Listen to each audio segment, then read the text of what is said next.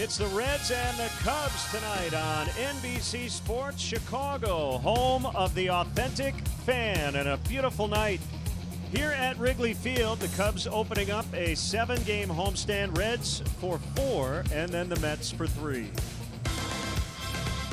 Great to have you with us tonight. Gorgeous night here at the ballpark. Nice to be home. The Cubs went 3-3 on the road trip. Jim DeShays, Len Casper with you. And Daniel Murphy will wear the Cubs home pinstripes in a ballpark in which he has dominated. Yeah, odd that Cub fans are going to welcome Daniel Murphy to town. He has been lights out here at Wrigley Field over the last 4 regular seasons. You've seen what he has done here in his career. He's a .413 hitter here at Wrigley. That's the highest average all time for any player who's had at least 100 at-bats in this ballpark. And Cole Hamels will get the start for the Cubs. He has a great earned run average in this ballpark and has been very good against the Reds in his career, even though it will be his first start against Cincinnati in a couple of years. Anthony DeSclafani, a right-hander, will go for the visitors. Cubs hosting the Reds coming up next.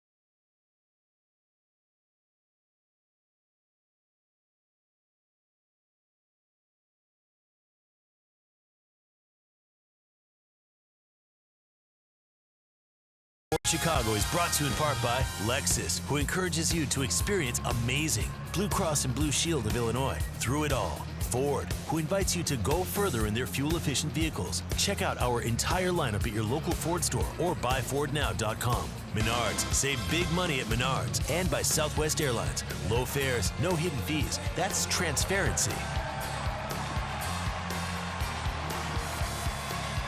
It is Cubs Authentic Fan Night here on NBC Sports Chicago. Share your photos with us all game long using the hashtag AuthenticFan, and it may be shown later in our telecast.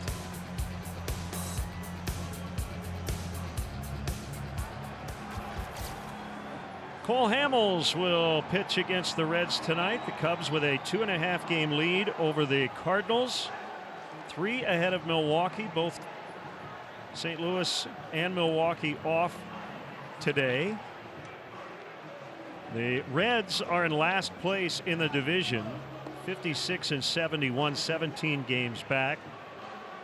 but they are closer to the top of their division than any last place team in baseball. It's been a solid NL Central this season. Now their Southwest starting lineup. Billy Hamilton recently moved to the leadoff spot. Jose Peraza has been in a good stretch. He's the shortstop. No Joey Votto. We may see him on Sunday off the DL. Jeanette's third. Suarez playing third, batting fourth. They both were all-stars this season. Phillip Ervin in right. Tucker Barnhart playing first base. That's an unfamiliar spot for him. He'll hit sixth. Gilson Herrera is in left, batting seventh. Kurt Casale hits eighth.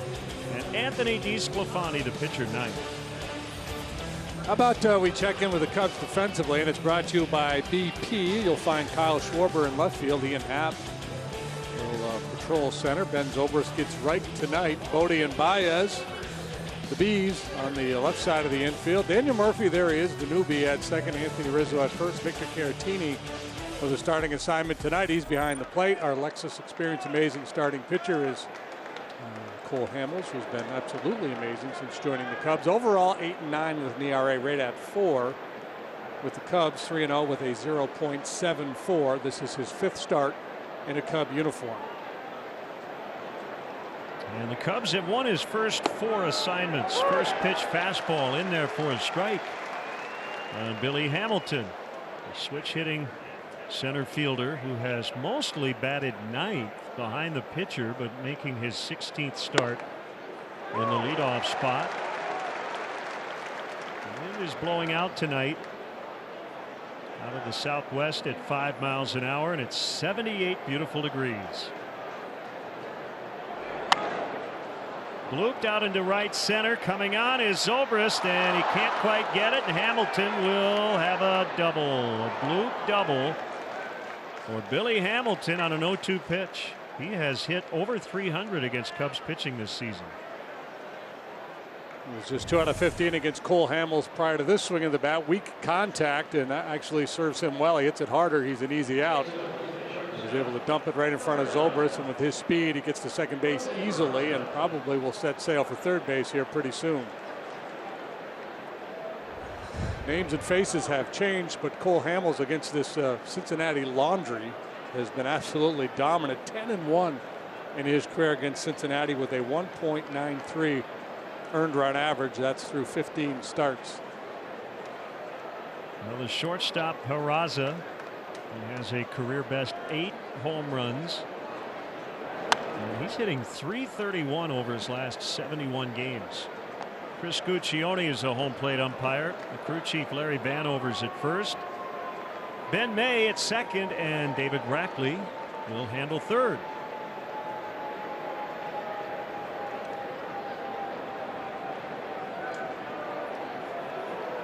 One strike on Peraza. Not hit hard on a bounce. It'll elude both Bodie and Baez. Hamilton to third, and he'll stop there. So we start over. 2 soft hits for the Reds to start the game. Well, we talk about it all the time. You put the ball in play, sometimes good things happen. A couple of flares, one by Hamilton, and then Peraza, a guy who makes a lot of contact, rarely strikes out. This ball right in on his knuckles. Unfortunate start for Hamilton. He's made good pitches, but he's had bad results. Now it gets tough with Jeanette and Suarez. And this is a different lineup, certainly without Joey Votto, who was on the DL. But Jeanette and Suarez, both all-stars this season, have been terrific. 0-1 the count on Scooter. Scooter hangs in there well against left-handed pitching. He has never faced Cole Hamels before. He hit a game-winning home run a couple of nights ago off a lefty. And Jennings in Milwaukee.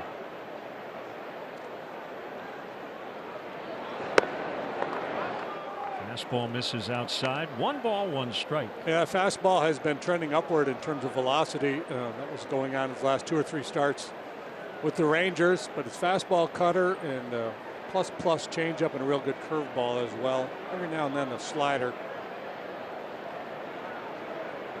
Cornerman in there at double play depth in the middle, and Jeanette fouls it away. Yeah, so it's a different look. The Reds in stretches of the season have been really good offensively, and Novato, he's expected back Sunday. Winker, I don't think will be back for the rest of the year. Schebler, there was some talk that he would be back tonight. Hearing now Saturday for Schebler. And Duvall is now in Atlanta Brave.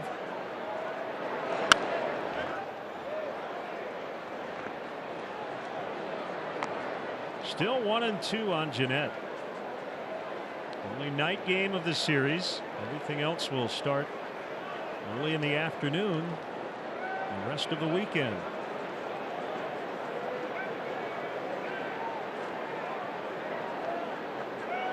How about a punch out?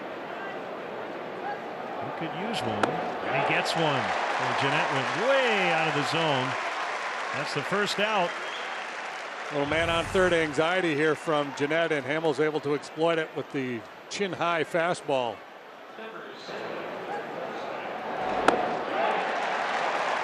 First and third, nobody out. You go into that sequence as a pitcher, you're just trying to get outs. But once you get to 2 strikes like that, then you really start to think punch out. Just keep the ball out of play. Mr. Suarez tied with Javi Baez for the NL RBI lead. They both have 92. And he has hit .359 against the Cubs this season. The Reds have won 7 of the 12 games so far in the season set. Yeah, swept the 4-game set against the Cubs in Cincinnati earlier this year. And this is a fun weekend to watch Baez and Suarez, who are tied for the top in the National League in runs batted in.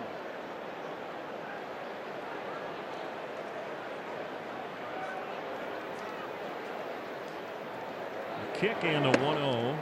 He's outside for a ball. And the Reds are managed by Jim Riggleman. He finished the season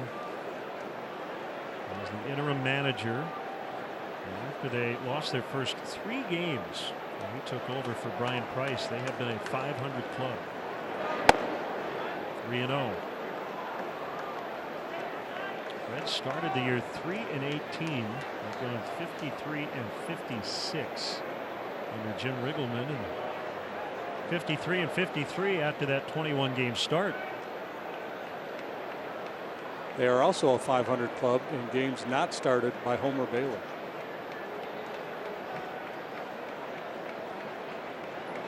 3-0 swing. He missed it. Top of the zone fastball from Hamels. It's a good 3-0. Give him what he wants, but not in the sweet spot where he really likes it. A little bit elevated. Suarez is a good breaking ball hitter. Good hitter, period. But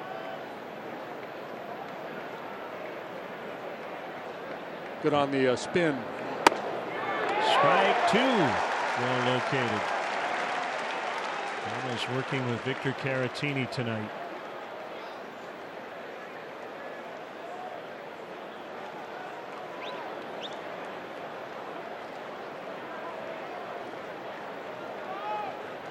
So early trouble, a double and a single to start the game. He then struck out Jeanette.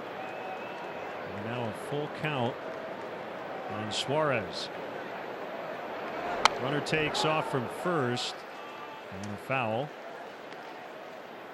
It's a pretty dynamic duo at the top of the Reds batting order in terms of the running game with Hamilton and Peraza. They've combined for 48 stolen bases. Crowd still filing in. Peraza runs, swing and a miss. Peraza gets his 20th steal. 2 outs here in the first for Phillip Ervin. All the way back from 3-0. This is a cutter, backdoor cutter that was up.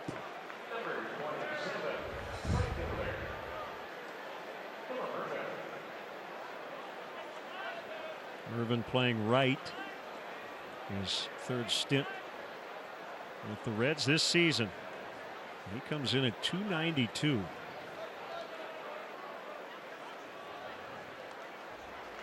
fouled back.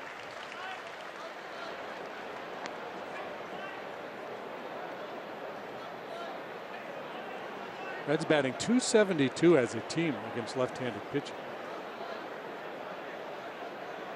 Irvin .375, albeit small sample, still gets your attention. 9 out of 24. Mills with a 0-1 and a ground ball. Diving stop, Murphy! High throw, safe. Hamilton scores, and the Reds grab a 1-0 lead. And we will check the replay to see if Rizzo might have come down on the bag in time. I believe they got it right. Murphy able to knock this ball down, and from his backside fling it on over there, but Anthony has to go airborne, and yeah, Irvin beat it. So that is an infield hit for Irvin.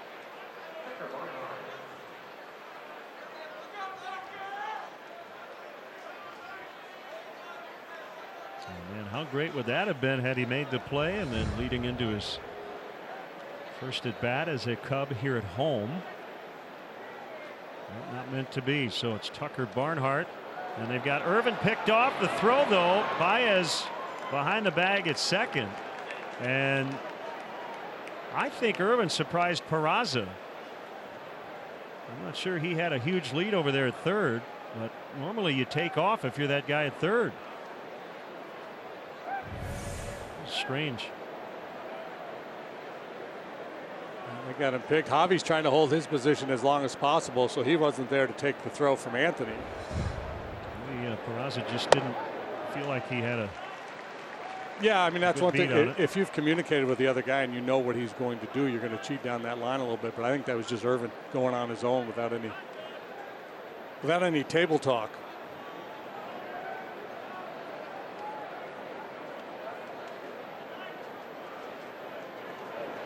A strike on the switch hitting Barnhart.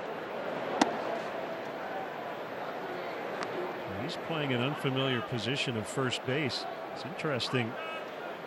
He's made now his fourth start at first in the last week. He's a Gold Glove catcher. They have liked the work of Kurt Casale, who is back behind the plate tonight. Chop foul to third.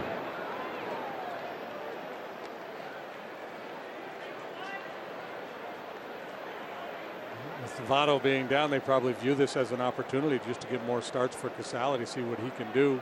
He's hitting .321. But not a factor in the race. Time to do a little discovery if you're the Reds.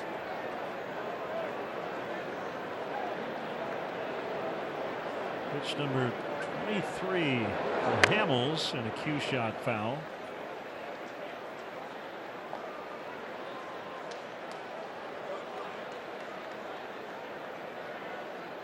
We have been really lucky with the weather this week.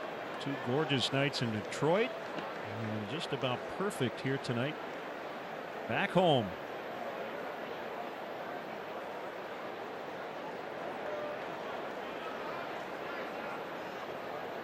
Another try by Hamels, and a pop fly into center. Ian Happ will make the grab.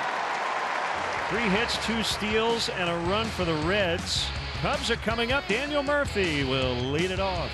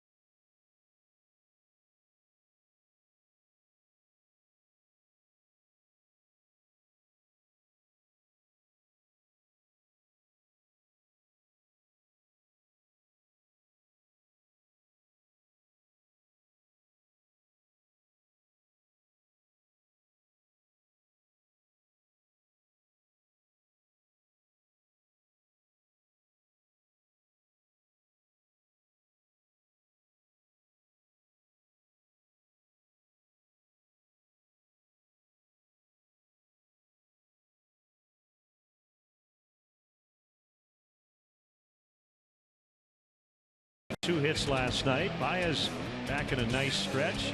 He and Rizzo homered late in that ball game. Zobrist in right for Hayward. Schwarber, Happ, Caratini ahead of the pitcher Hamels, with David Bodie batting ninth. Daniel Murphy.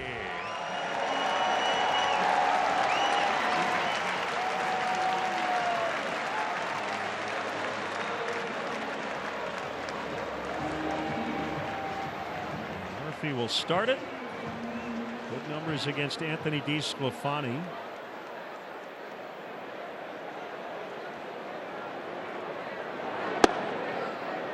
Takes low for ball 1.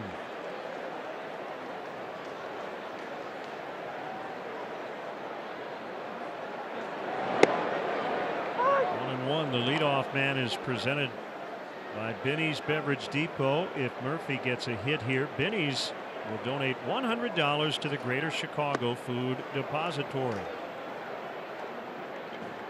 1-2 on him. What's DeSclafani's put-away pitch? Well, the fastball, command, and slider have been the real keys for him. He's got a 4-pitch mix, but he leans very heavily on that fastball-slider combination. In the air to left. Herrera has capped, and he's got it. And he goes out there, DeSclafani does, feeling pretty good about things. He's been on a nice roll of late. Overall, he's made 13 starts, a bunch of time earlier in the year on the disabled list. 6-3 with a .412. But he's rattled off 3 consecutive outstanding starts, has a .083 earned run average through 3 August assignments.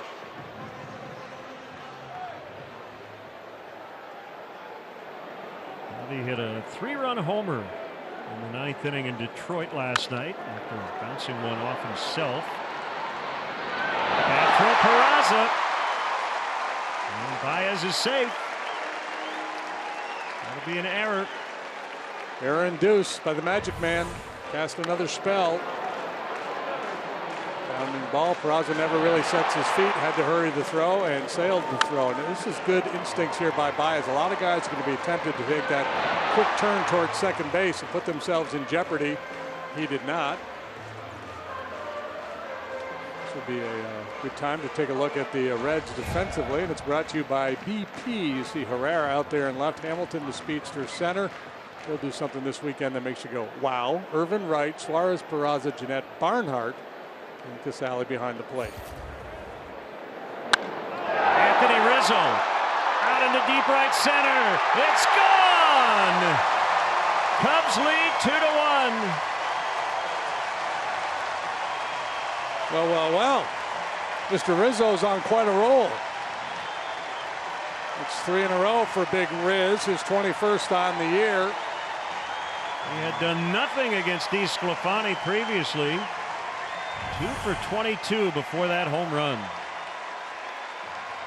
Inside fastball, a little bit above the knees, drop the head, enjoy the view, and go for a leisurely trot around the bases.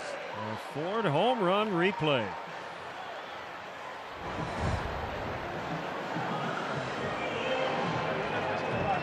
Cubs now with an 8-game home run streak.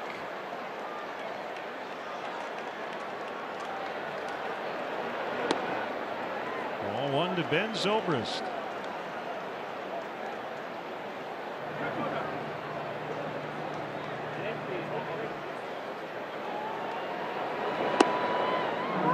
Down the middle.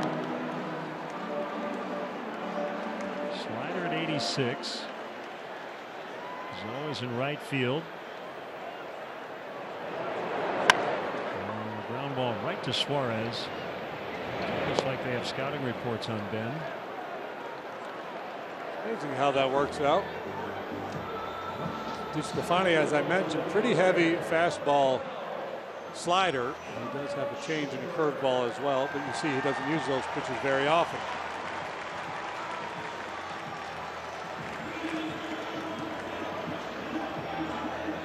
With 2 outs, it's Kyle Schwarber. Strained oblique had DeSclafani on the disabled list at the start of the year. He got hurt in spring training.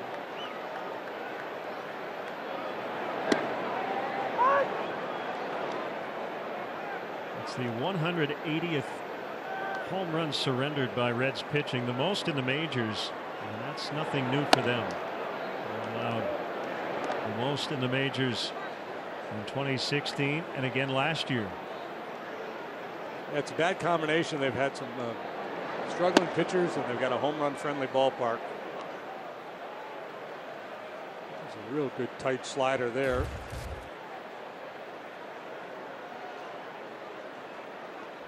So if you dig the long ball, go hang out at Great American Ballpark, or just follow the Reds around. Well, the other issue they've had at times is way too many walks and way too many home runs. That is lethal. And they've had a lot of young pitchers, both in the bullpen and in the rotation. So you take young guys trying to find their way at the major league level, and they start to get hit around a little bit, so you become gun shy. You start to tiptoe around the strike zone. You don't challenge. That leads to walks. And then the long ball gets you, and it becomes a self-fulfilling prophecy. Foul tip, strike 3. Anthony Rizzo with a line drive into the bleachers and right. And after an inning from Wrigley Field, game 1 of 4, Cubs 2, Reds 1.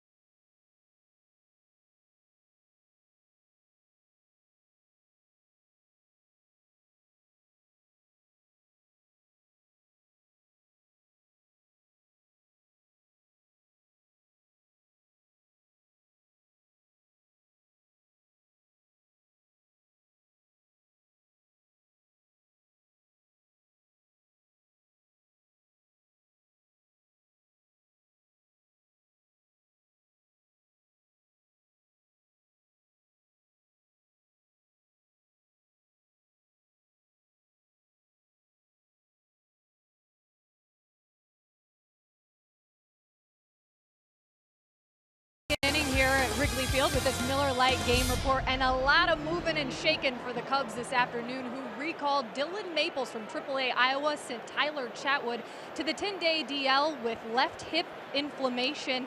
Brandon Morrow underwent routine tests, a scan, if you will, to monitor the bone bruise in his right arm. That is not a setback, rather just protocol. Chris Bryant had a light day of work this afternoon after taking batting practice and fielding yesterday in Detroit. And Yu Darvish, guys, who was announced that he would be shut down for the season, spoke with the media before the game and expressed relief that the latest MRI showed that stress reaction in his elbow. And, you know, he said he felt significant pain and knew this was more than that tightness, but not having the results to verify it until now really took a toll on him mentally and emotionally. But he ended by saying he's happy with his decision to be here with the Cubs and expects to be fully healthy for 2019 without surgery. So there's a silver lining. Kelly, thank you for all those updates. News-filled afternoon for sure. And how about Kurt Casale's base hit? He didn't even mean to swing. And the Reds have another soft single. Man, oh man, they've got 4 hits. And none of the 4 has been hit hard. Yeah, flare, a ground ball that Daniel Murphy couldn't make the play on. That's how the inning started. Very good athletic play here by Hamels. Good decision to scratch the glove and go with the bare hand. There's DeSclafani, who hit a grand slam in his start against the Cubs in Cincinnati in June. Hamels will get it to Murphy. It's a sac bunt for the pitcher. Runner at second base with 2 outs.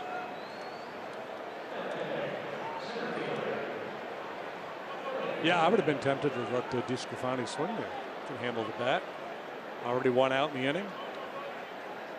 Billy Hamilton, not a proven RBI man. Brian Dunsing will be with Iowa, a rehab assignment starting tomorrow. He'll pitch in his hometown of Omaha. Somewhere in Middle America. Popped up by Hamilton. Rizzo's got lots of room, and that's it for the Reds in the second inning. That went by in a flash.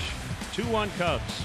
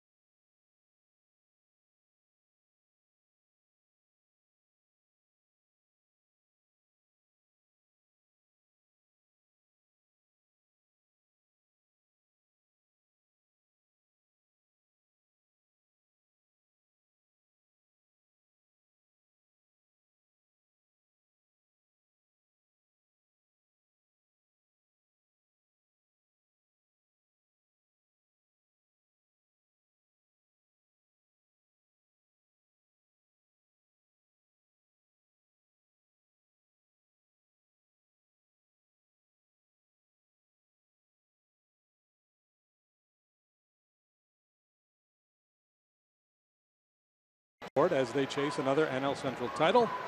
Tickets are still available for every game throughout this homestand with the Reds and the Mets. Get your tickets at Cubs.com.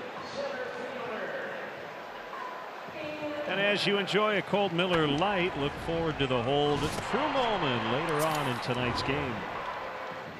A 4-pitch second for Cole Hamels. Faced 4 batters.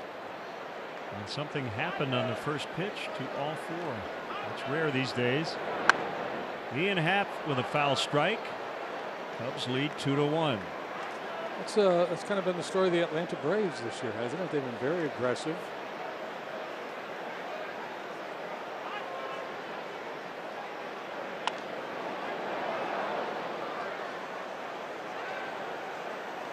Ian's career OPS.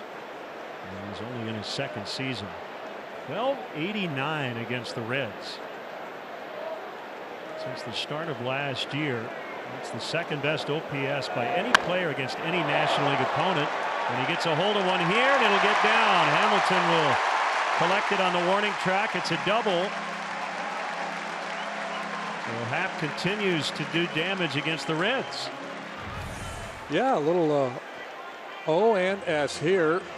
As he waxes double into the alley in right center. It's a breaking pitch from DeSclafani. Beautiful swing, head rate on it.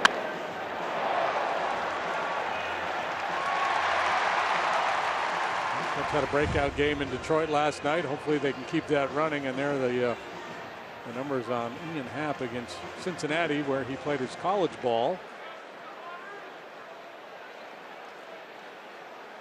Runner in scoring position with nobody out. And it's the catcher Caratini. And he takes a fastball for a strike. He's in there for Wilson Contreras tonight. The pitcher Hamels on deck.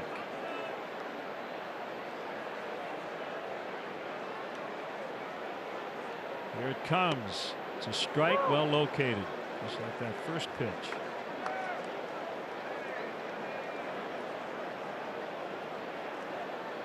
Reds are 8-5 with DeSclafani on the mound, 18 under with everybody else.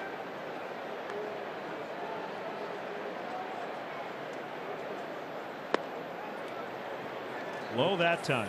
14 or 15 of that is Homer Bailey. Just an awful go of it. And the recent work has been really good. That 0.83 ERA, just a couple of walks, 16 strikeouts.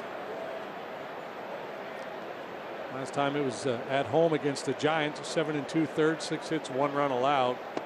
Oh, look at the movement on that thing. Caratini is out on strikes. Two-seam fastball, and watch the run. Very effective against a left-handed hitter. Greg Maddox comes to mind, or Hershiser. Many others, but that's where this old brain goes.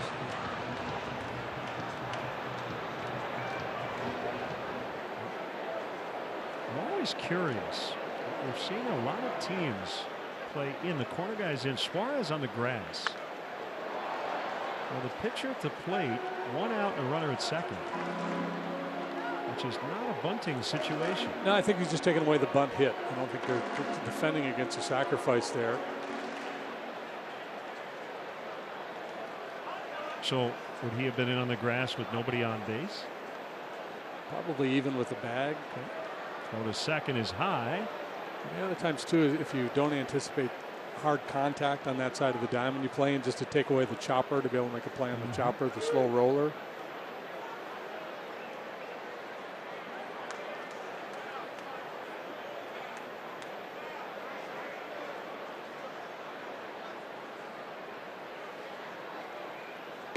A lot of times that is communicated with a shrug. Guy will come up to the batter's box. The third baseman will look in at the dugout, kind of hold his arms up as if to say, "What do you think? Should I move in or not?" And the manager or the infield coach will kind of shrug, "Ah, whatever. I don't know. You know, that's whatever you feel comfortable with." Yep. Hamels strikes out swinging. So back-to-back Ks for DeSclafani.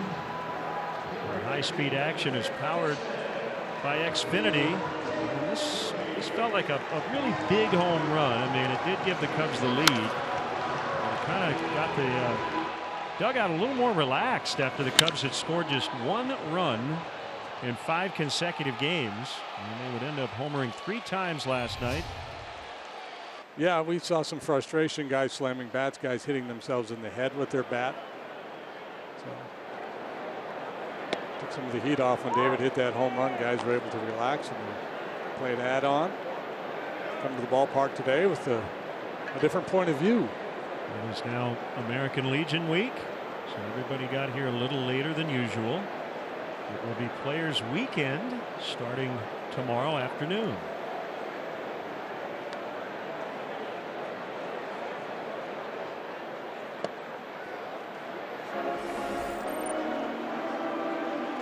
First 5 games on the trip. A solo homer a day. They made history by doing that, but after a while it's like, okay, enough of history. Let's score some runs and win a few more ball games. And it was indeed the story last night. 1-2 to David Bodie.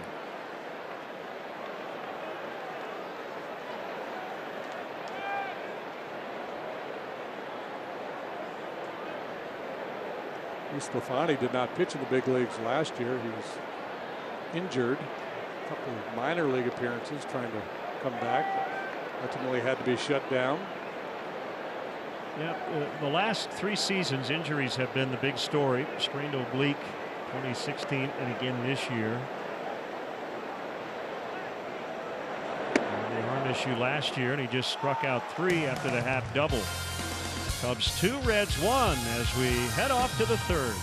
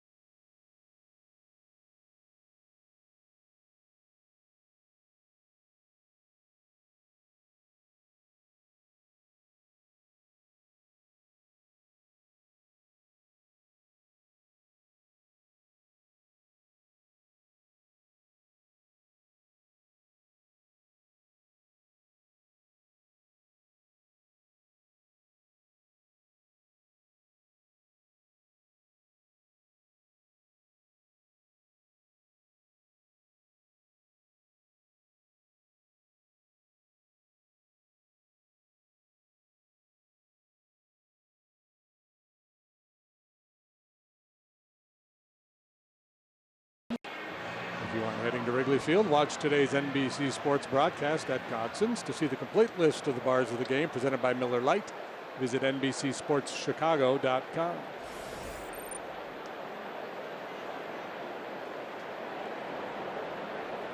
2, 3, and 4 for the Reds. Peraza takes a strike, a single and a stolen base in the first.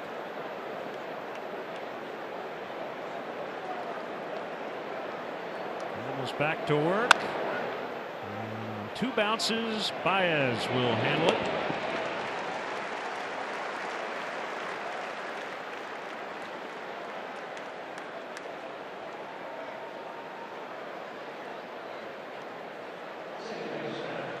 Swinging early here the last couple of innings. The last 5 Reds batters have seen a total of 6 pitches. Could set Hamels up for a deep run here tonight, and maybe their philosophy is we don't want to deal with that changeup deep in the count. So if we get fastball over the plate earlier, we're going to take a whack at it.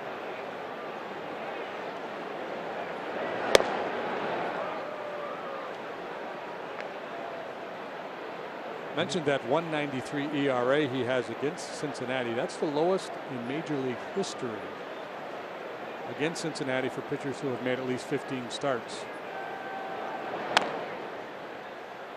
Behind the bag, it's a fair ball, and Rizzo will get it to Hamels. On Monday, September 10th, Cubs play the Brewers. First pitch, 7:05. The first 10,000 early arriving fans receive an Almago t-shirt presented by MasterCard. Tickets still available for this one. You can get them at Cubs.com. Wow, that should be a big night. Cubs, Brewers, and an Almago t-shirt. I'm going to come. I'm making plans. That's good to know. I'm going to try to get here early and see a little BP. 1 to Suarez.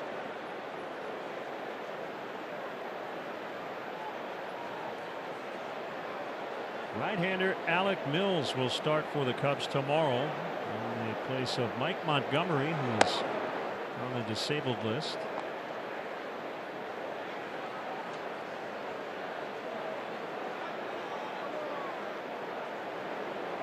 He'll oppose Matt Harvey.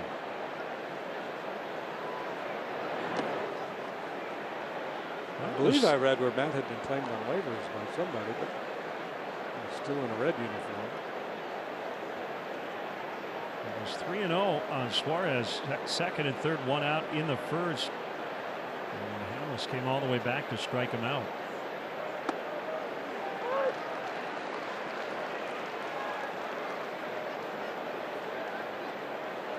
Hamels very consistent with his tempo. Either he's ahead in the count, behind in the count, men on base, nobody on base. Get it and go. Line to Bodie. Reds go 1, 2, 3 for the first time tonight. 2-1 Cubs.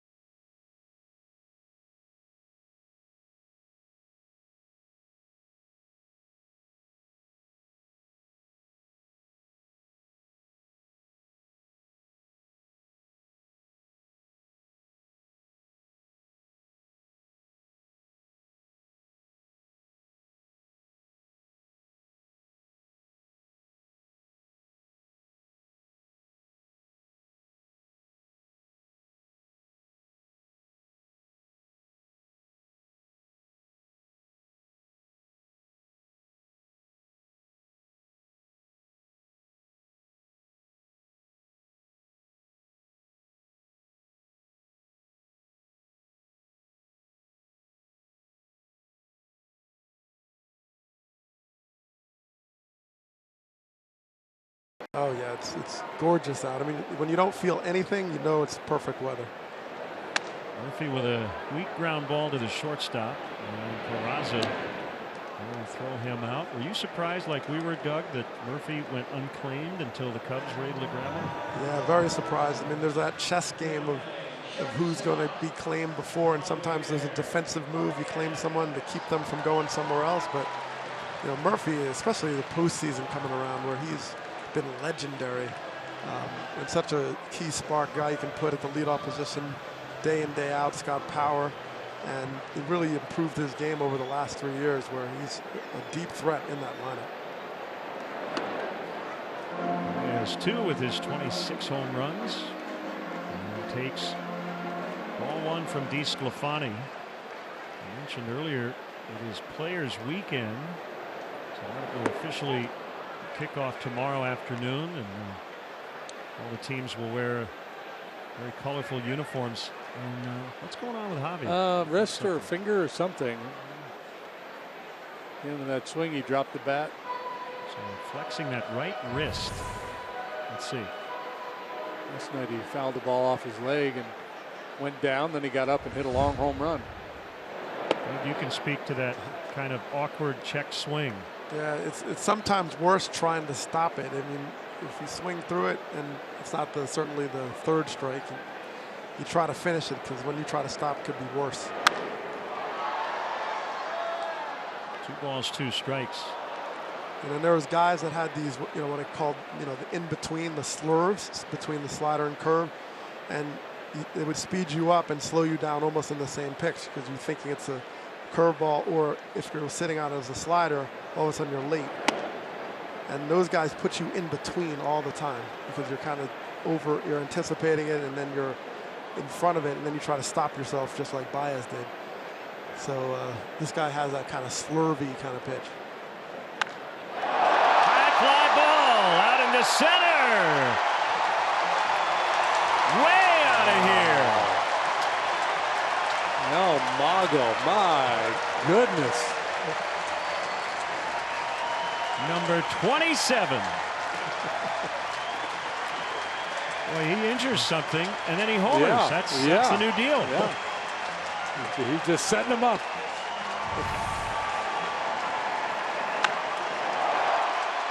He took your advice, Doug. He didn't check his swing. He went ahead and took a full swing.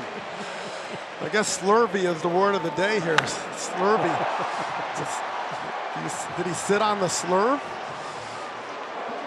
That one ended up out on the Waveland. That's a cement mixer. That's a little slurry.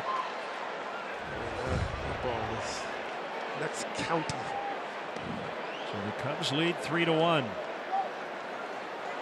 Somewhere in DuPage County out there, there's a ball rolling down the street. Rizzo homered in the first inning. Hey, Doug, were you too young to remember dialing 8 as for a home run? Ooh, yeah, it might be. Remember that terminology? That's back in the day. Because you had to dial 8 to get out of the hotel. Some people may not realize this. There was a time when you had to use that phone that's in the hotel on the desk, and to get long distance, you had to dial 8. So a home run, long distance, was dialing 8. Yes. Yeah. Well, you know, the first spring training, minor leagues, I stayed at the Maricopa Inn in Mesa, Arizona, with the Cubs. And I remember, I think it was 9 to go out. Soft liner, and Jeanette can't get it. Well, Rizzo's 2 for 2.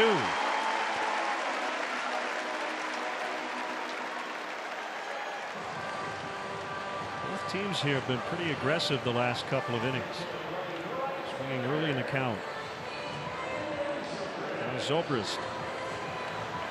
It's impressive. You can see the Cubs having a coordinated attack. You could tell that there was a team approach, that they were going to attack DeSclafani very early in the count. He liked to get ahead with that fastball. So it's forced him to sort of get out of that rhythm and go more secondary pitches to start off. And therefore, the Cubs lineup was setting the tone. That one gets away from Casale, and Rizzo will jog to second on a wild pitch. And that's an example there where, you know, he's going to a changeup on an 0-0 count, you know, not necessarily his comfort zone.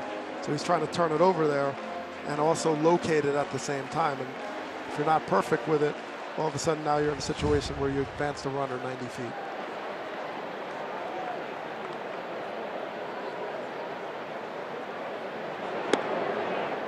Doug, did you have hitters meetings before a game or a series? I guess it would be more specific before a game where that would be the conversation. Let's attack this guy early. He throws a lot of first pitch strikes. We don't want to deal with his changeup late in the count, and everybody bought in, or were there times where, well, yeah, I get it, but that's not what I do? I think it's more team now. You look at the information exchange now with all the analytics. It's much more of a shared, group think. It was a little bit more individualized when I was playing, and certainly you had your own data and your own approach or how they pitched you. But now that information is freely available, and they're all using it. And some strategies do flow through the whole lineup. It applies across the board. And you can see the Cubs are like, okay, everybody attack, get him early. Zobrist strikes out. Let's go back to the Baez home run. This is now tied for the second longest home run in the major leagues this season. StatCast AI powered by AWS. 481 feet. Oh, goodness. So I vote to add a stat to that. I'm going to postage rate. Let's add that, postage rate. Postage rate. Just for see how much it would cost. I agree. To go that distance. That one cost $1.72. That's serious. So Schwarber with Rizzo at second and 2 outs. So Players Weekend, do you like it, Doug? And if so, what would your nickname be this weekend? Well, I love it. I'd have to stay true to what I was called at different places. Now, every team you might get a new nickname, but Philadelphia, I was named Thug Life. Yeah. Thug Life? Thug Life. You don't strike me as a thug life. Yeah, it was a play in like irony that I was, and sometimes it's Thug Passion. I don't know why they interchange that. Although, some people were Tupac Shakur fans, or there was a lot of reasons, but yeah, Thug Life. So I had to roll. You don't have a choice. You know how it is, JD. Yeah. You get kind of labeled, and that's it. You can't fight it. You try, and sometimes nicknames just stick to you, so you got to roll with it. You couldn't go with like Ivy League Smooth or anything like that. Right. No. Although I was called Rocket Scientist by Tuffy Rhodes for the Cubs. Schwarber elevates. And Herrera in left will make the grab. We'll chat more with Doug a little later as Javier Baez with a booming home run after tweaking his right wrist. And he got all of it, and it's 3-1.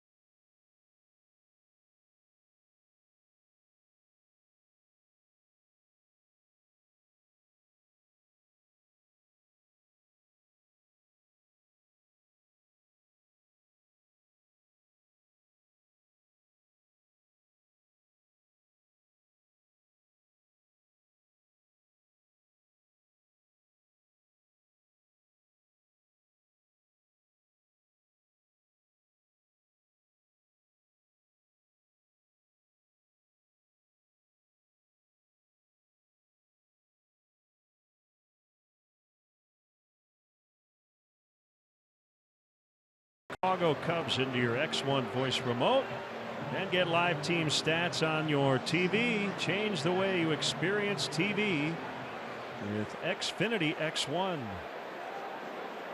Phillip Ervin RBI infield hit and a steal in the first inning. Ooh, that got Caratini in a vulnerable spot. An exposed part of his throwing arm.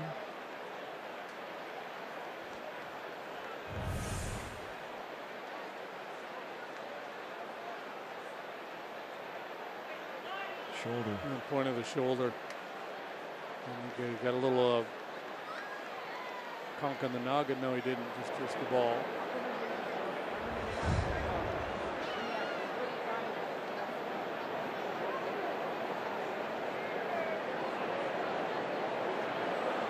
Working with a 2-run lead here in the fourth. I'd like to welcome all our viewers watching NBC Sports Chicago on Gridley Cable in McLean County, Illinois. They're also being shown tonight on ESPN International. Welcome to all those viewers. QB. Rogers Sportsnet in Canada and coast to coast on MLB Network. Great to have you with us.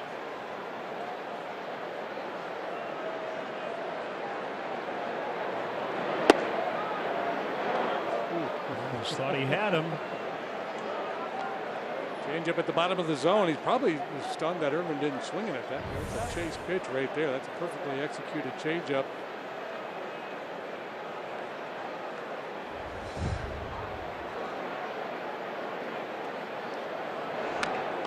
We were talking during the break. You mentioned not recalling a ball getting to the street in that part of the ballpark, and I'm with you. I don't. If there have been some, they've been few and far between. Yeah, you know, full side to left field. Some, you know, where the video board is now, not far towards center field. I don't recall seeing one. I'm sure there's been a few.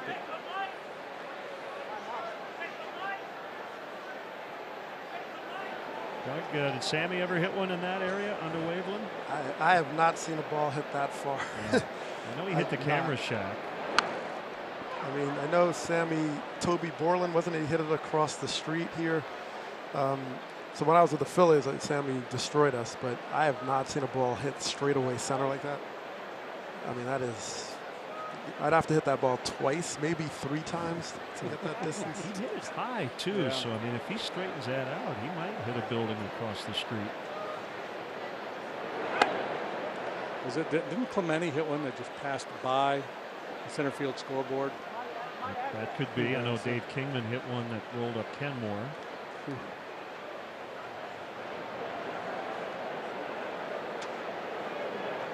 The 2-2 pitch. Line foul to right. So Cole Hamels has pitched incredibly well as a Cub. Doug, what have you seen here over these handful of starts? I mean, he's just reinvigorated. You know, he had some struggles in Texas, especially at home, but he's really found a rhythm because the velocity was always there. The stuff he wasn't locating as well in Texas, and you're seeing him really being able to attack and mix in those secondary pitches. And what I'm most impressed with is he can tell early on what kind of stuff he has and what is going to be his key pitches. So you saw different starts against the Pirates where one was more of a fastball cutter in game versus a changeup game. So he seems to be able to pitch through different velocities, whether he has his best stuff or not, and that's the sign of an ace. He gets Irvin after a long battle, an awkward check swing for the first out here in the fourth. I mean, JD, when you look at the fact that he's got all these weapons, he really seems to be a good fit on a staff where they, it's heavily scouting reports, pitching to that. And he can do what you need on a given night. Yeah, the ability to have 2 or 3 different game plans. An A game, a B game. The game in Kansas City, he didn't throw many changeups at all. He didn't have a big strikeout game, but he still pitched very effectively. He said that night leaving the pen, he just didn't have a real good feel for his changeup. And heavy cutter.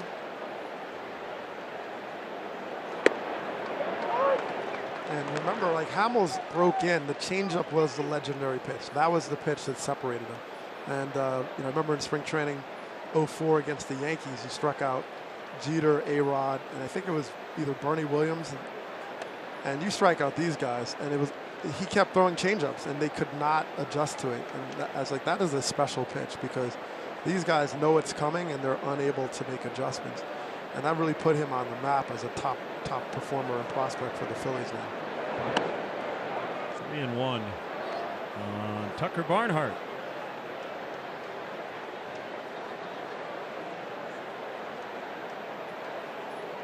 Everyone's tweeting Glenn Allen Hill. I didn't mention it because we mentioned Glenn Allen's shot every time there's a home run on the Waveland. So I thought that was just kind of baked into the pie. Hitting it really far conversation. But yes, Glenn Allen Hill hit one on that building across the street. Yes, he did. Massive. I mean, his batting practice was beyond recognizable. I mean, he hit the ball so far. So I get it. It should be part of the conversation just to mention him whenever you mention a long home run. Wow.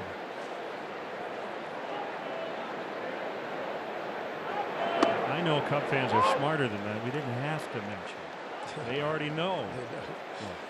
One strike to Dilson Herrera in multiple positions for this Reds club. He's in left field tonight.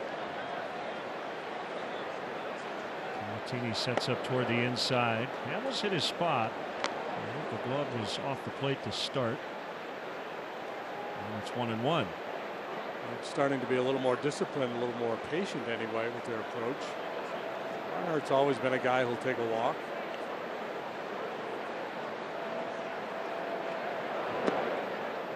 Going in that time. And it's 2-1.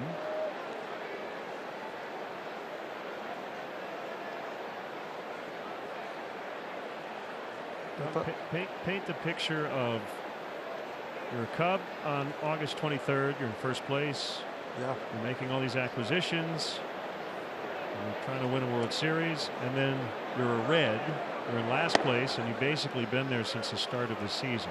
I mean, the goal is the same. You're trying to win every night, but it's different, right? Well, it is different, and I think that's what actually got Cole Hamels back to his A game. You know, just the recognition that he's coming to a winning team, who he can be that final piece to bring the championship. So he's absolutely thriving off of that. And it's tough. I mean, I've been on some teams where, you're 20 out and you're just developing. You're not sure any given day who's going to be in the lineup. It's a challenge. And obviously you're thrilled to be in the big leagues and you want to perform well. But it's tough to get beat down every night when you're going out there, especially you're playing against a team like the Cubs who are just on this upward trajectory.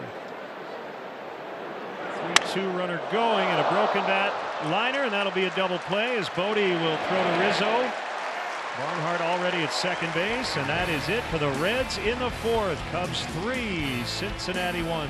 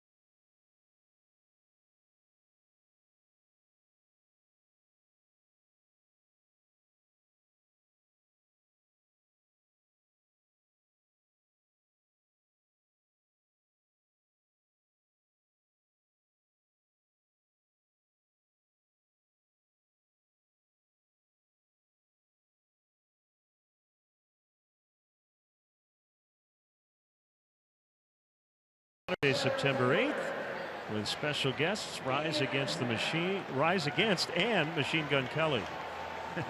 Don't miss out on the final concert of the season at Wrigley Field. Tickets are on sale now at Cubs.com/concerts. With special guests Rise Against Machine Gun Kelly.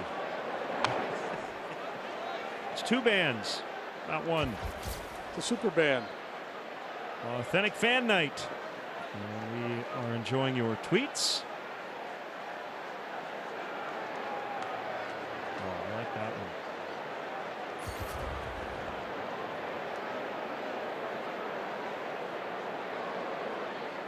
And strike on Ian Happ.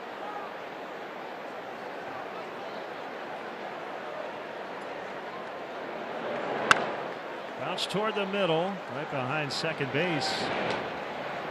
It was Peraza to throw him out.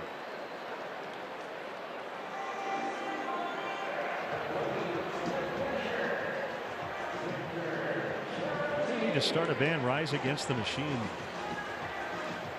Wouldn't be a bad idea. Hard to read that promo, isn't it? You know what it could be Rage Against the Machine covers done in the style of Rise Against. I think we've got something. Caratini with a base hit as Peraza couldn't get it. And we'll bring up the pitcher Hamels.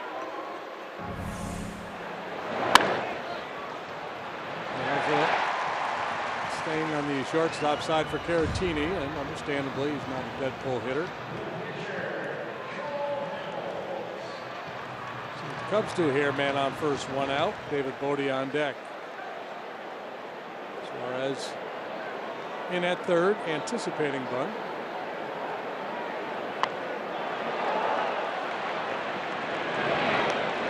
Goes 1-4 on the sacrifice. You can follow our Cubs insiders, including Doug Glanville, on NBCSportsChicago.com, presented by Nationwide agent Jeff Vukovich. Go to jeffvuk.com or follow him on social media. Nationwide is on your side.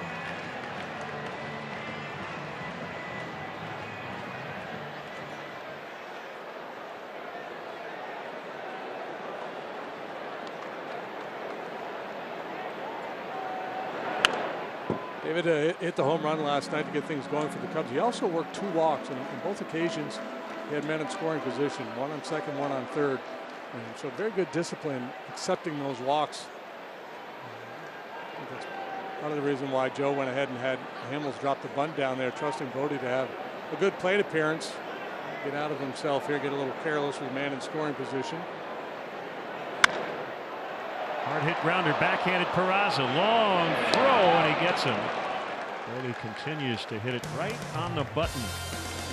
They're swinging often and early in this ball game. 3-1 after 4.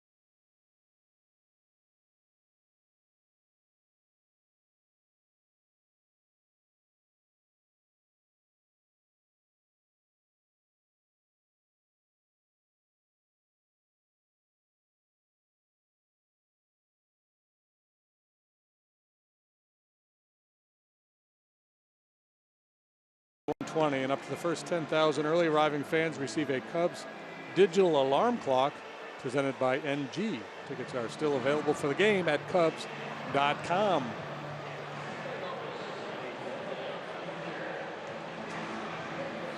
Cole Hamels gave up a double and a single to start the game. Neither ball hit hard, but he was up against the ropes. He did give up one. That was it. Cubs got two on the homer by Rizzo in the first. Baez with a moonshot in the third. And the Reds haven't scored since. Casale in the air to right. Another first pitch hack. And Zobrist makes the grab. 59 pitches with one out in the fifth for Hamels.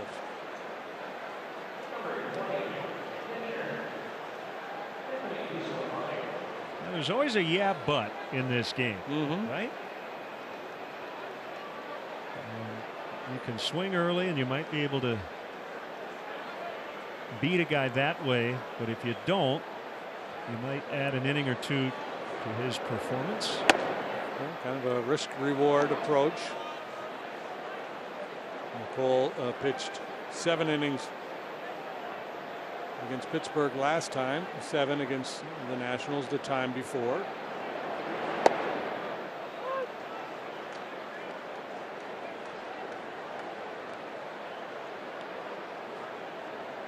(23 strikeouts against 6 walks and 25 innings in a Cub uniform.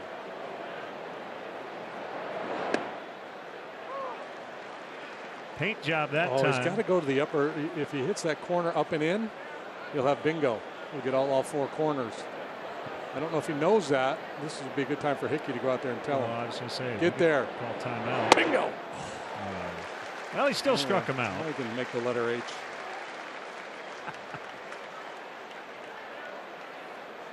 Two quick outs. I guess it would be more appropriate to make the letter K.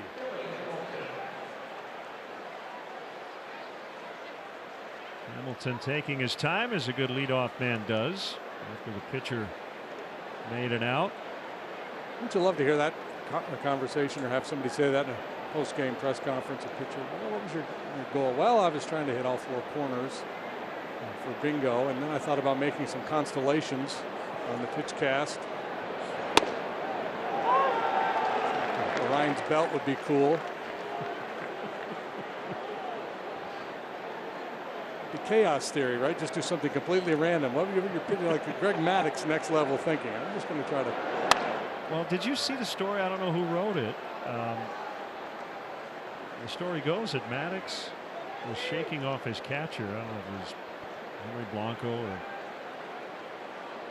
Eddie Perez or whomever. And, Jerry Crawford was the second base umpire.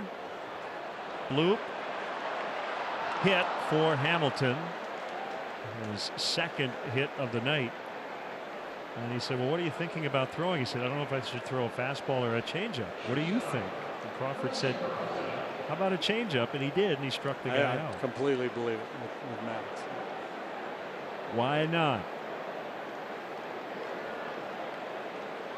If there's one way to be unpredictable, rely on the second base umpire to make the decision for you. Hamilton leading a bit of a charmed life here tonight. 2 knocks despite soft contact.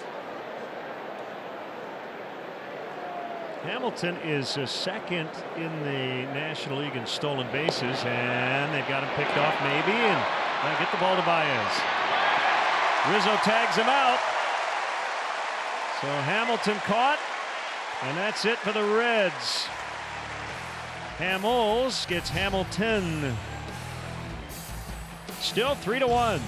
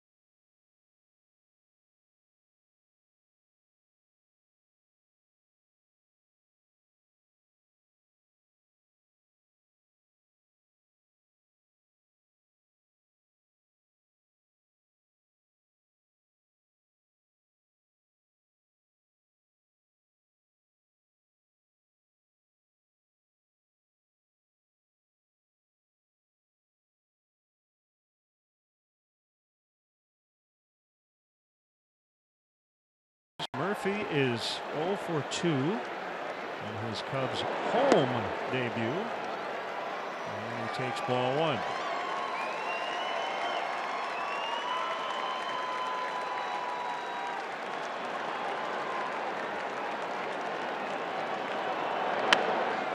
On the ground, that's Jeanette.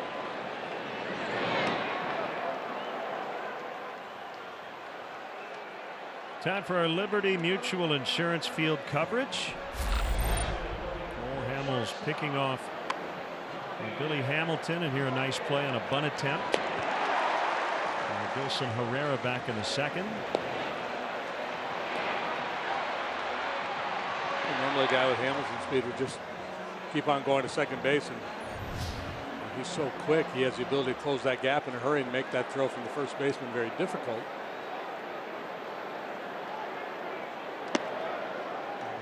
He is also very elusive, so you wouldn't bet against him very often. Getting out of a rundown either. Cubs have struggled at times with the rundown play, but that was really well executed.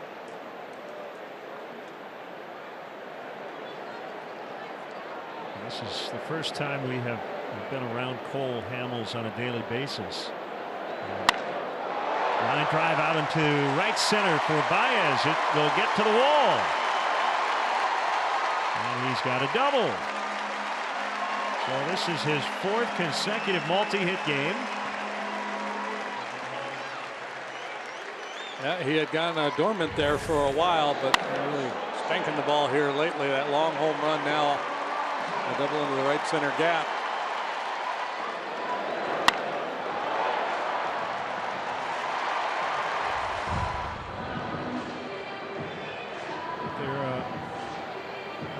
There's a look about Cole Hamels of joy. He smiles a lot. Now, he's been pitching well. The Cubs have made a lot of plays behind him, but we see him in the dugout in the middle of starts. And you know there's an intensity there, but it's kind of nice to see. Baez takes off, and he's going to steal third. Number 21.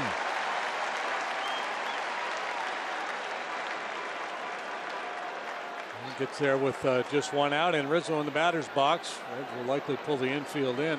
Yeah, you're right, and I think a lot of it is because he is performing so well. He's having a lot of fun at his job right now.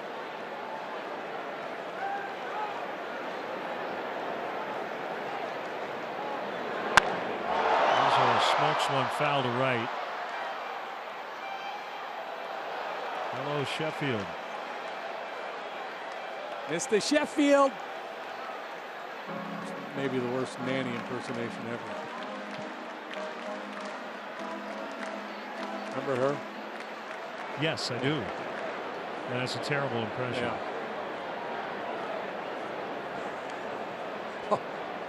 I'll practice up. I'll break it out next year. It's all about the effort.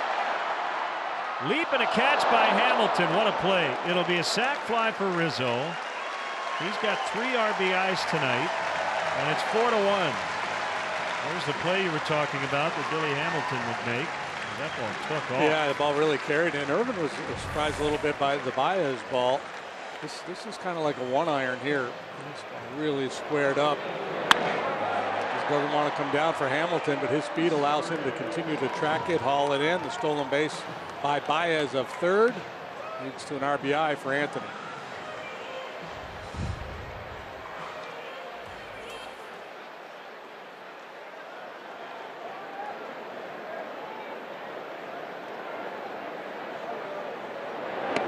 Swing and a miss. This will be a nominee for Play of the Year. St. Louis on July 13th. Oh, that's ridiculous. He made a catch on the warning track in Pittsburgh, or against the Pirates at least, to Rob Cervelli. That was incredible. He was recruited out of high school to play football, to be a wideout. You can see why, with the speed and leaping ability.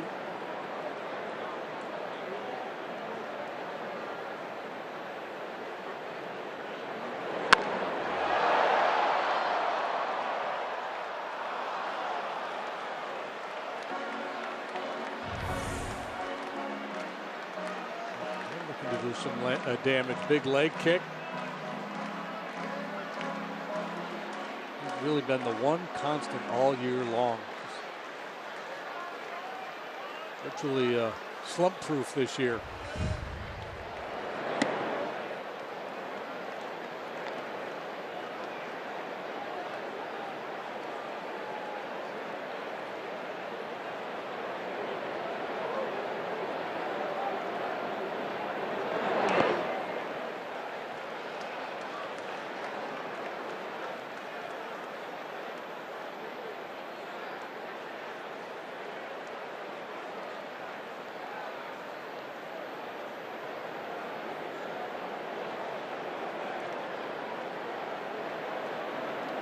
All home runs are created equal. And Baez shot is garnering a lot of interest tonight on social media, and for a good reason. Left the ballpark, left center, 481 feet.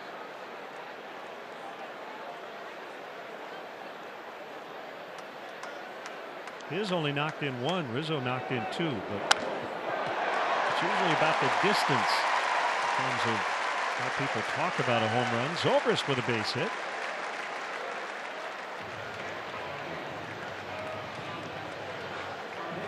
And now it's Kyle Schwarber. Hit number 7 for the Cubs. They had 11 in the ball game last night. Scored 8 runs.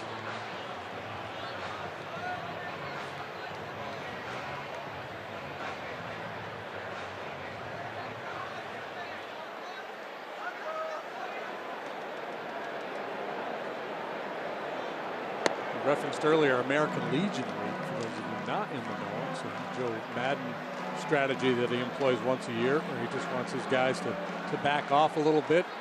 And like you do when you're a kid, just show up at the ballpark and go play. Come a little bit later.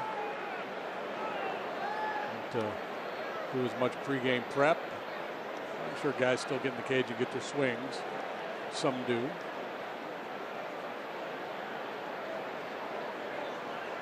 Yeah, I got here around 3:30, and the Cubs parking lot was about half full. That's usually a good indication that guys are taking this seriously. Yeah, well, here we are towards the end of August. Playing since February. The famous American Legion Week story was former Cubs hitting coach John Maley trying to find or sneak his way into the ballpark, because he would always get here at 10:30 in the morning, and Joe basically had the ballpark locked. I told the security people, don't let anybody in.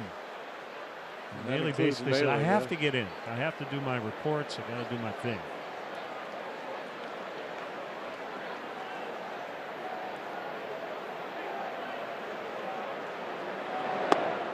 The great John Wooden said, and I'm paraphrasing here, but something along the lines of don't ever mistake activity for accomplishment. Sometimes there's a lot of busy work, a lot of eyewash that goes on in this game.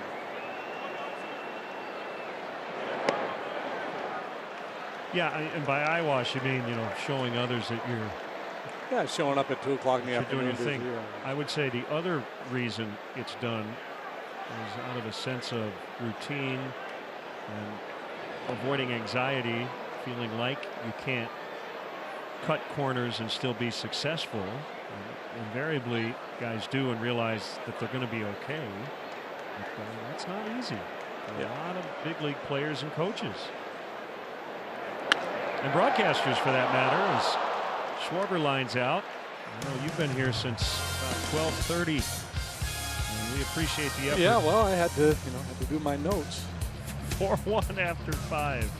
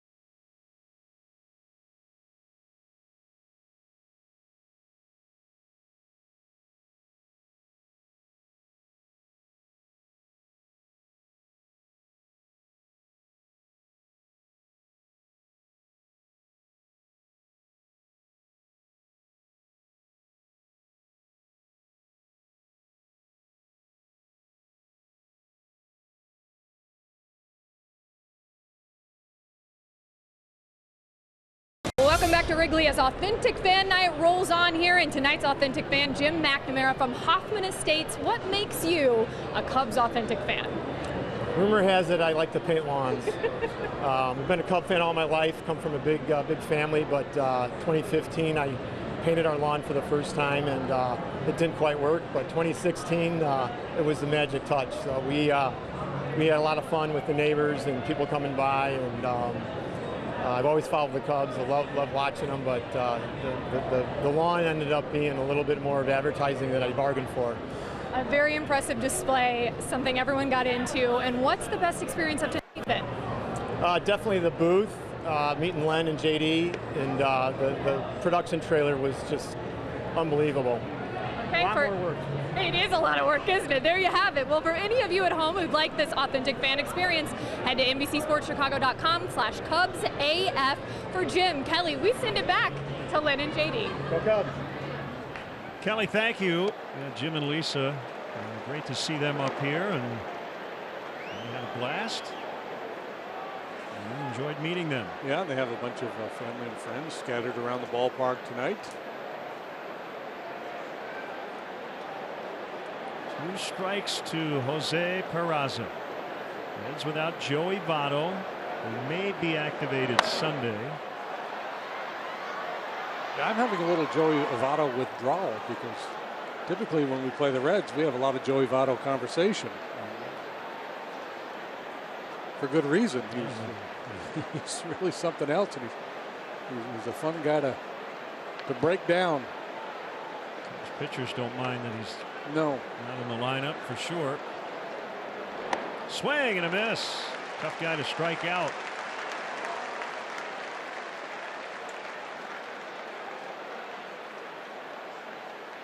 Injury, he got hit by a pitch. This is in golf. You would say this is a good miss. He's trying to go down and in with the breaking ball there, and pulled off the pitch through a little high cement mixer. And you see a lot of swings and misses on.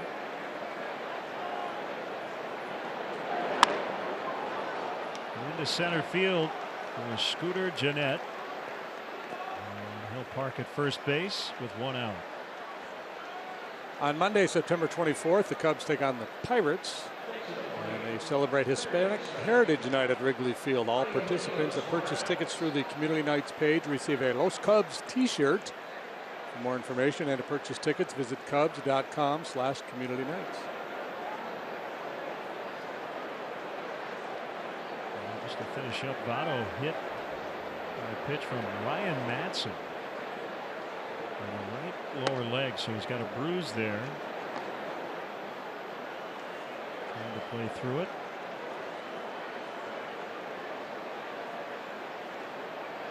Well, this coming across the Brewers, I guess, have demoted Corey Knebel to the minor leagues. Sure, it won't be a long demotion, and he'll be back when the rosters expand, but it's been a tough year for Knebel.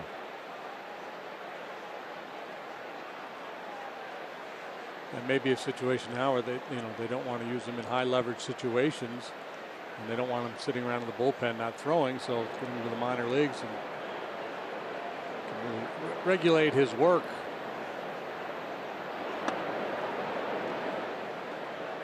Two and one on a dangerous hitter. Hamels has gone 3-0 twice on Suarez and retired him both times. A strikeout in the first, a line out to third in the third. Backdoor cutter. Ground ball to third. Bodie. Murphy. Safe. Ooh. Close. Yeah. No flinch by Larry Vanover. And Joe Madden with his hands up saying, hey guys, we want to contemplate a challenge here. Let's see. Maybe out. Joe has requested a review, and he's going to be out. You say that with great conviction. Yeah, but if I keep looking at it, I'm going to start to waver. No. So that's the one thing with replay. I'm serious. Yeah. Give me two looks. I'm 50-50. I have the decision, and then if you give me 4 or 5, I start to question myself. It's like the SATs. You're going to trust your first instinct.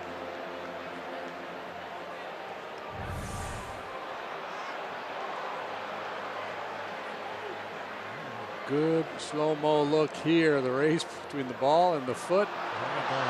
Yeah, I do too with that. That was a real good look right there.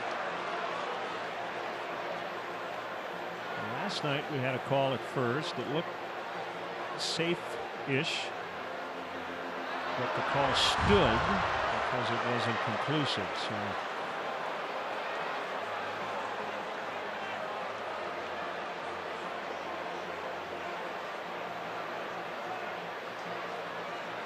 We were kids. We used to play a lot of sandlot ball, and if you showed up late, a lot of times you were assigned to be the 8. There we go. We'll talk about that later. So it is a 5-4-3 double play. You nailed it. One last look to break. Still 4-1.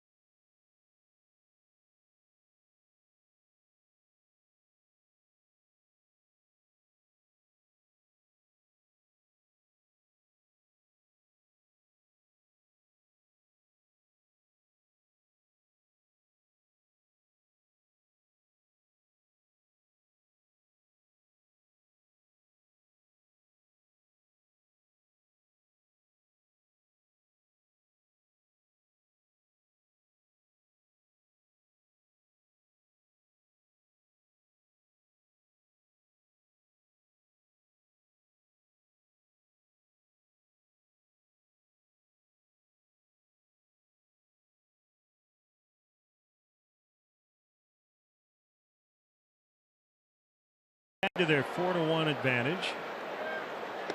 And Ian Happ looks at a strike from Anthony DeSclafani. His pitch count in fine shape. Almost 75 pitches through 6. On Friday, September 14th, Cubs Reds play at 1:20 up to the first 5,000 early arriving adults 21 and older in the Budweiser bleachers receive a Cubs patch cap presented by Budweiser. Bleacher tickets still available. Cubs.com/Fridays. 1-2 to Happ. Doug Glanville with us here tonight, and I mentioned social media abuzz for Baez home run. Some home runs are different, aren't they? Yeah, I kind of felt like this should be, sort of shown from the International Space Station, just to get the right perspective. This was something that really kind of left the stratosphere, and for your NASA fans out there, this is one for the ages. And you look at this view. This is it. Look at this. Did it go over the plane? I think it went actually over the plane. That's my expert analysis there. Awesome. That is a great shot. Yeah, NASA's very proud. And it's not just social media, it's in the dugout too, right? Guys want to go back and look at the video, and they're not quite sure where it landed, and that's a big deal for big deal. Teammates. And I think what's so impressive with Baez is he's been able to show this type of power across all fields. That has really been impressive. As aggressive as he is and as wild as his swing is, there's an element of control now to him where he can really go line to line. And when you can go line to line, the defense has to spread out. they have to spread out to defend you and just create so much open grass and open area to thrive. So Danny Darwin, the Reds pitching coach.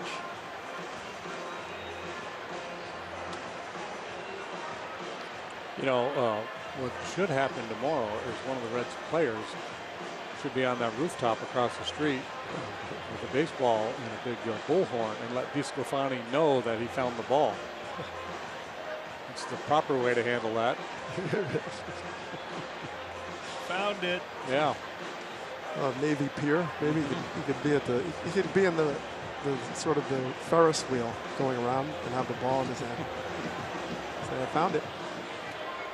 Caratini 1 for 2 tonight. Still looking for his first home run this season.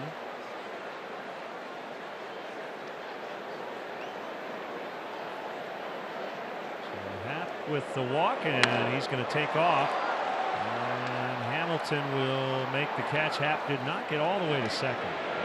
Back to first in time.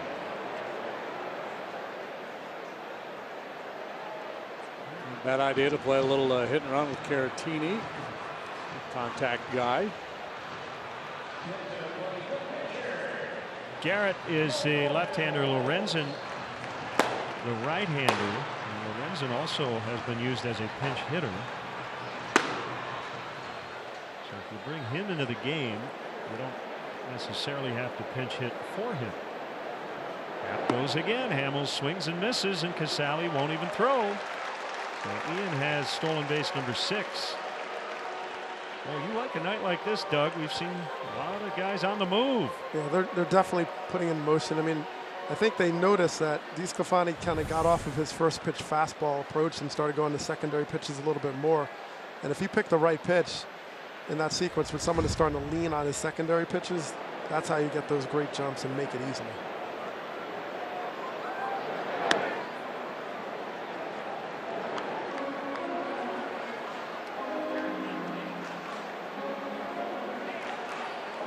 Pretty unorthodox play too, because you don't anticipate a guy running there with the pitcher in the batter's box.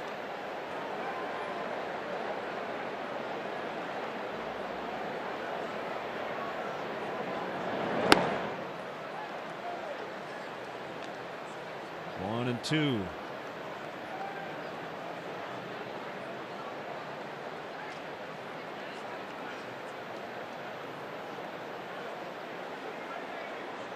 Keep pushing on a night like this. Wind blowing out. And we've seen the Reds score runs in bunches.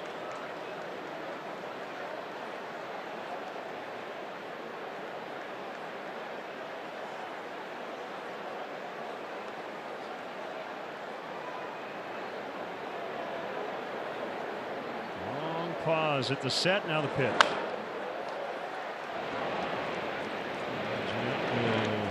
The play. All right, Doug. Brian Butterfield going over to talk to Ian Happ right now.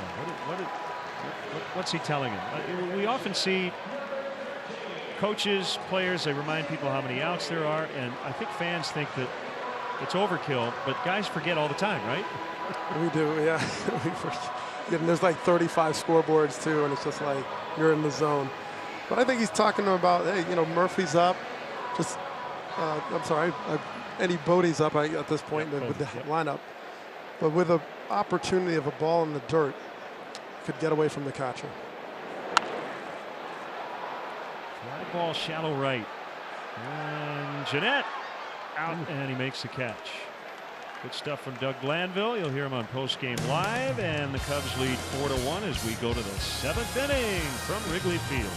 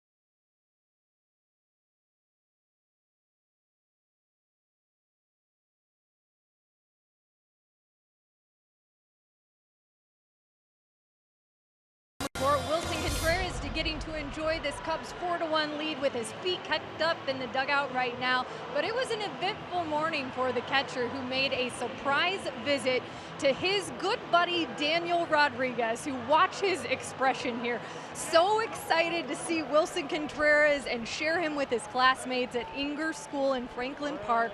They played some wiffle ball, enjoyed some good ballpark food, and really just spent the day outside, gentlemen. And Daniel Rodriguez and Wilson Contreras have really grown in their friendship ever since January of 2017. It's been cool to see that cultivate. Amazing. That's tugs your heartstrings. Great stuff. One out here in the seventh. Barnhart has flied to center and walked. Been a pretty heavy fastball night for Cole Hamels. Curveball to Irvin for the first out. He started Barnhart with the curveball. This is third time through the batting order. A little different look. Another hook.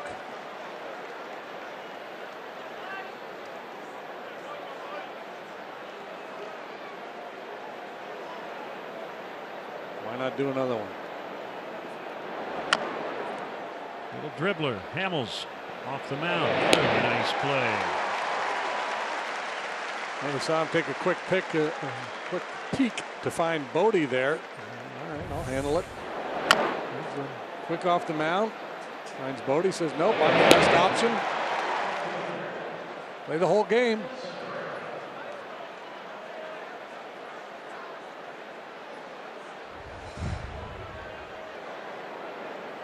Dilson Herrera. Cubs lead 4-1. I told you the Reds were 2 for 6 with runners in scoring position, and the Cubs are 0 for 8. If you didn't know anything else, you'd say Cubs are probably down 3-1 or something. Nope. Power plays. One run scoring on a sac fly. And then the other 3 on 2 home runs.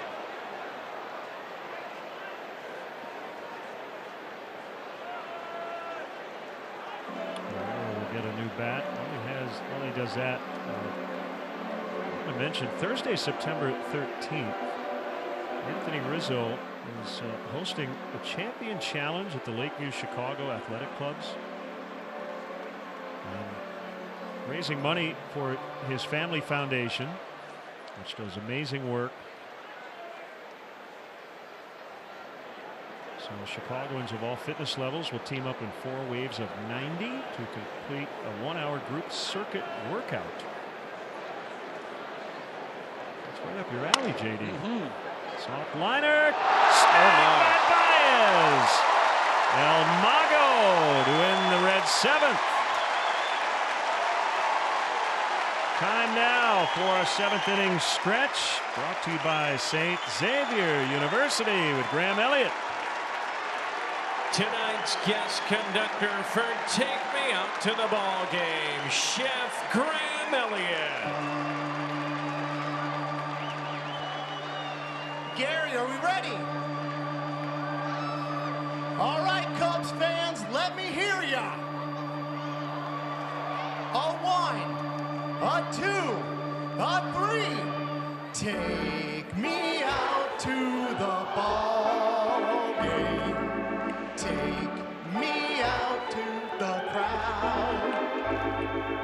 Buy me some peanuts and Cracker Jack.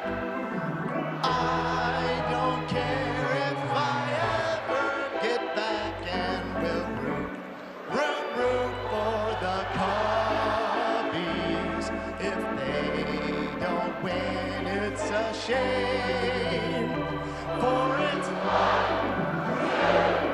3 strikes, you're out at the old ball game. Let's get some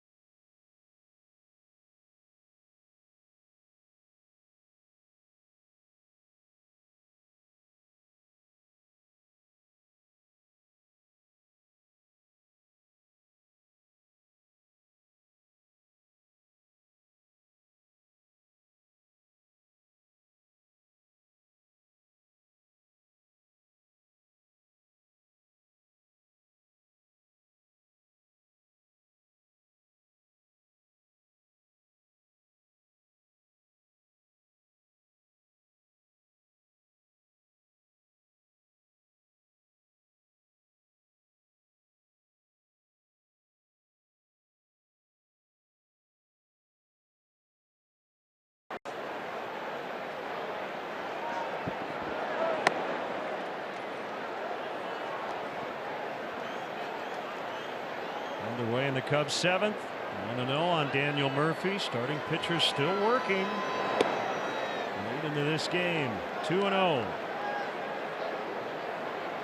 I want to pay off the Uso charity event. ChicagoAthleticClubs.com/giveback or champion. You can email as well for more info. Champion challenge at ChicagoAthleticClubs.com. Should be fun. Sclafani has pitched pretty well tonight. He's trailing by 3.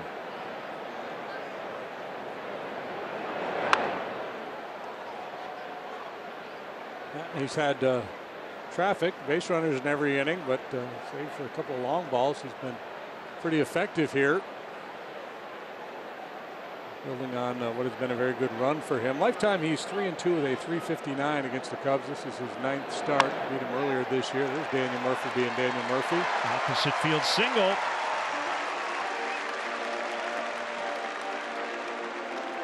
Just talking about having to defend guys line to line. Murphy certainly fits the bill. High average hitter, lifetime 300. He's one of 13 active players with at least 3,000 plate appearances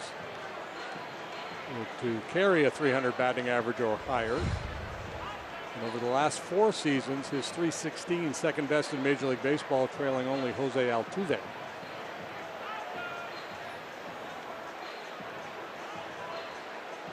Jim Riggleman to the mound. He'll make a change.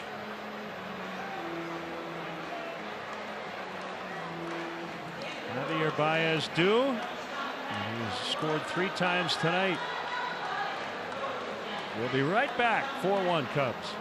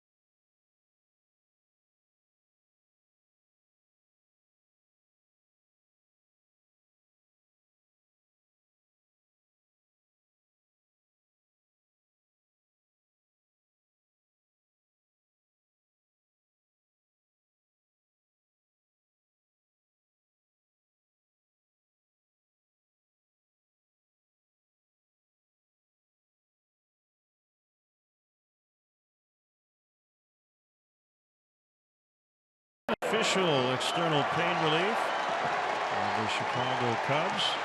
Dual threat Michael Lorenzen. The pitching part of it has gone pretty well with a 2.81 ERA. This is appearance number 34 for Lorenzen, 51 in the 3rd. He's allowed 46. He's got big arm, good stuff, but he doesn't strike out many. Dixon takes over in left. Former starter, he works with a starting pitcher's arsenal. Not hit that hard, so no double play chance as Baez does not reach for the first time tonight.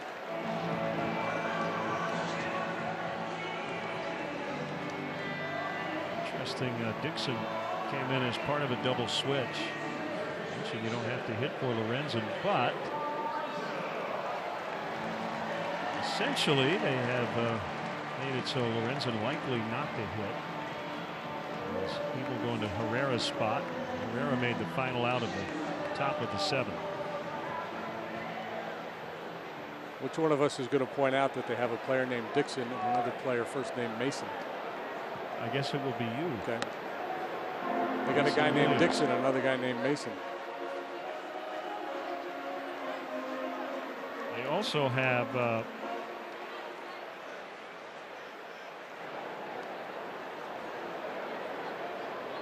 thought they did. Hold on a second. Dixie? Well, he's not listed. Pat Kelly's the bench coach, right? Yeah. Well, they have a Pat Kelly and a Jared Hughes.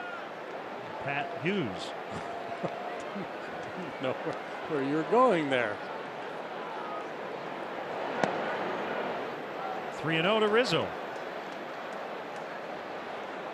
Well, 6 times he has hit 20 home runs or more in a season. Tied with Bill Nicholson. He won't hit one here because they're going to put him on. Got a ways to go before he tracks down the Hall of Famer. He gets the intentional walk.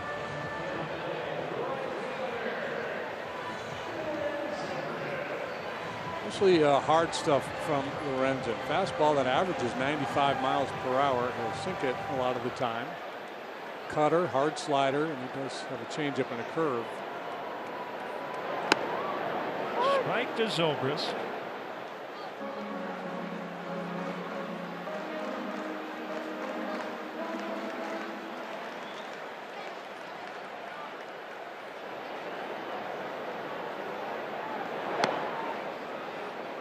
Change side on that change up. Feature that to a Zoe.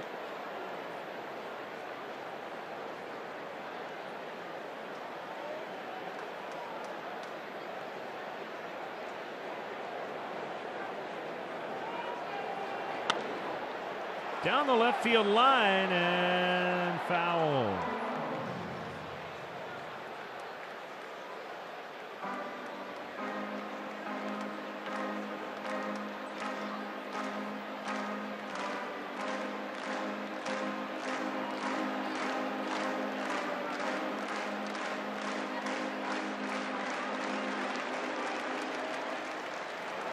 Braves have a 5-0 lead at Miami in the 9th inning.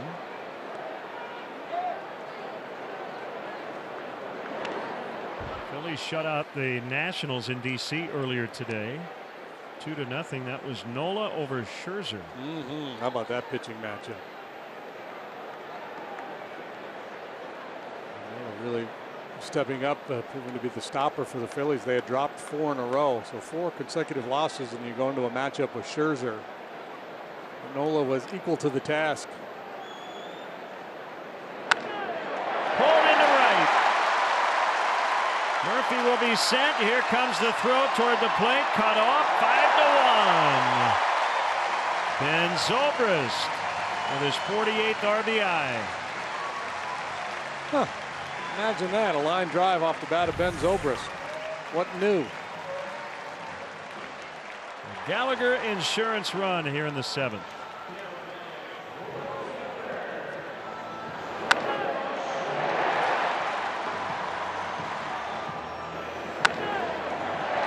Secondary lead. Sees line drive, has to hesitate, sees it through, off he goes. It's pretty strong, but well up the line.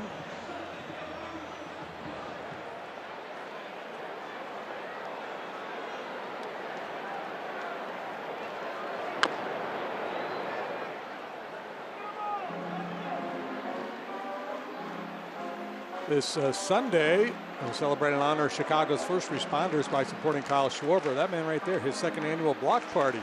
Enjoy games, food, drinks, live music along Kyle's teammates and first responders. Tickets at cubscharities.org. Food, drink, fun, games, music, tall tales.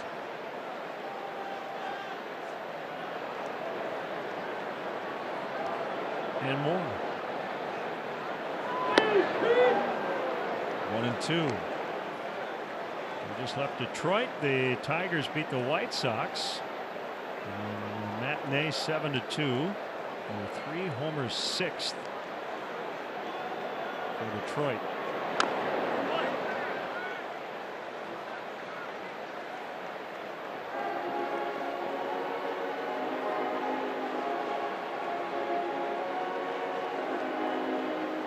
Kyle had a couple of the solo home runs in the series in Pittsburgh. I hope Ricky Renteria's okay. Missed his 4th game.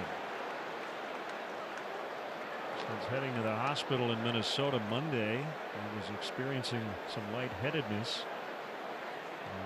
So he's still in Chicago.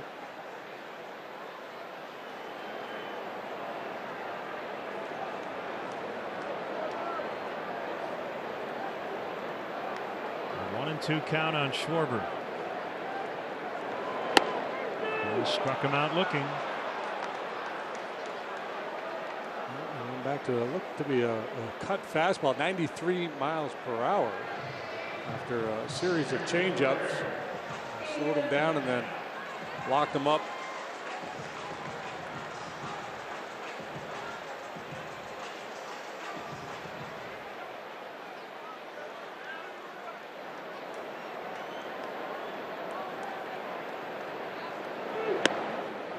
Outside to Ian Happ.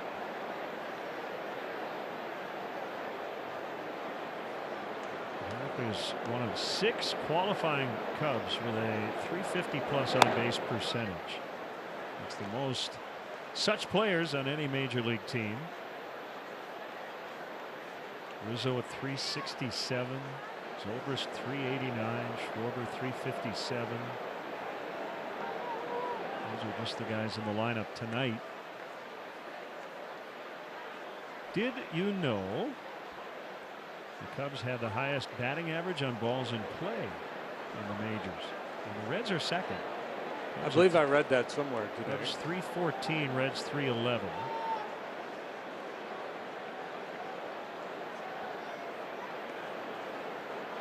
So that does not include home runs.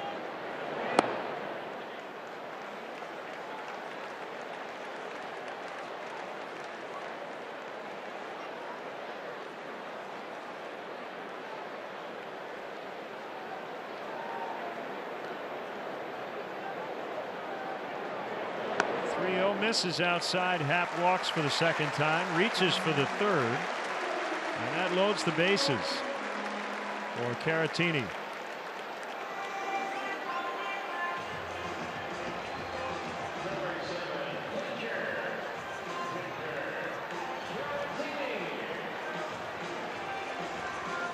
If he started it with a base hit, he came around to score. That run charged to DeSclafani. Everybody else belongs to Lorenzen here.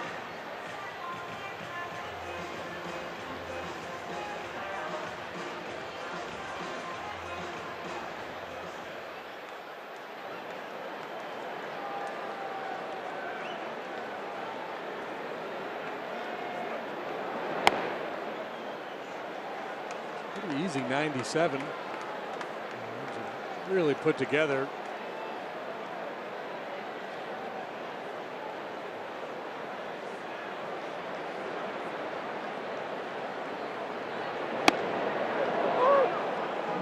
To me, though, that he's got a delivery that the hitter should see the ball pretty well off him. There's not a lot of deception going on there.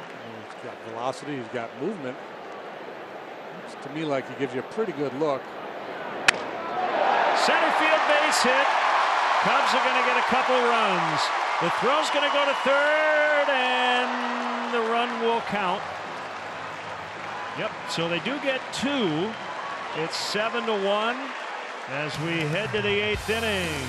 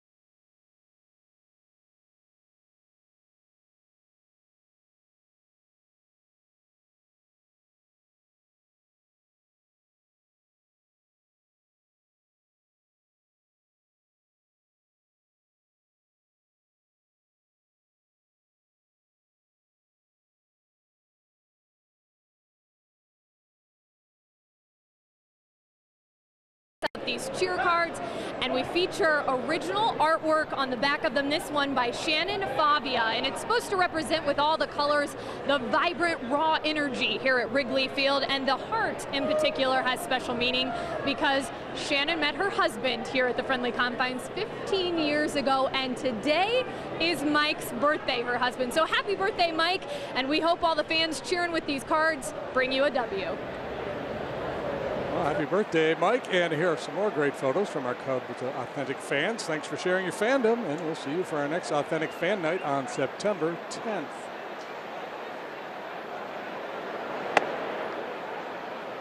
Hamels now working in the 8th inning, 7-1. Pitch number 83 from Cole. Looking to run his record against Cincinnati in his career to 11-1. Yeah, and you mentioned it. He hasn't faced them since 2016, so different looking club, but I guess it's just the uniform. It's the laundry, yeah. He owns that Cincinnati laundry. Lined into center field, caught by Hack.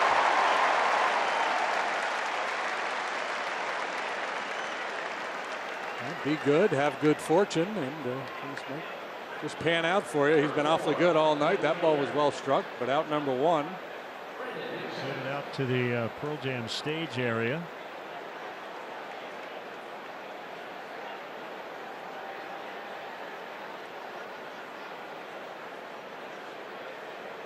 Dixon with his first chance tonight.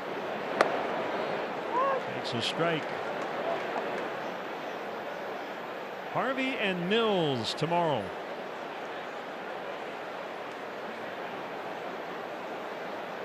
Right here on NBC Sports Chicago. We'll start our pregame coverage at 12:30.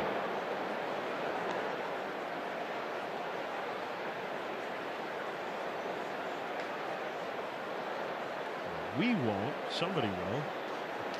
If our crew will.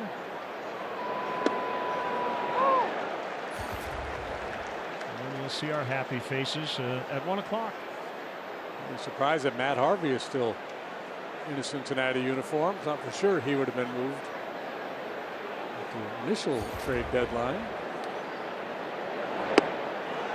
Oh, good change of pace.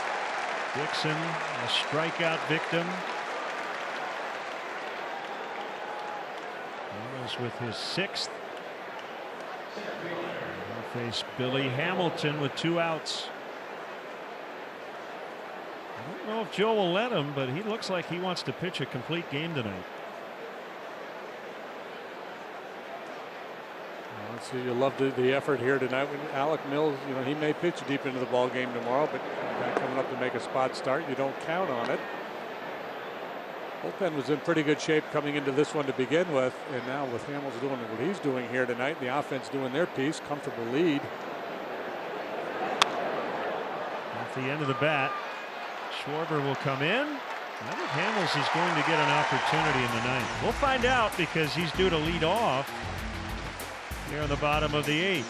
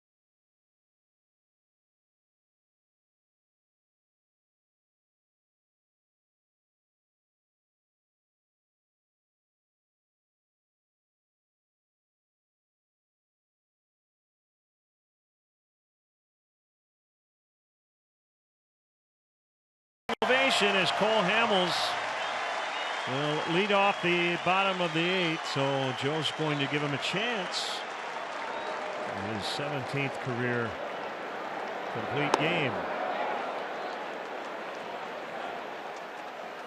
And what would be the Cubs' first this season? It will be the first we've seen. They haven't had a complete game thrown against them. This is the 126th game of the season.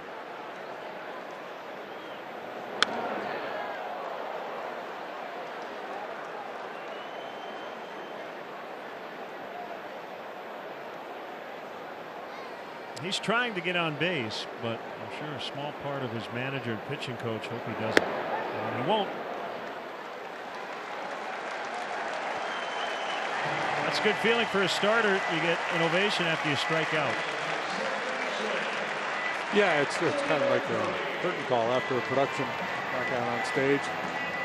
Thank you, everybody. Thanks for coming. And then the 9th inning will be the encore.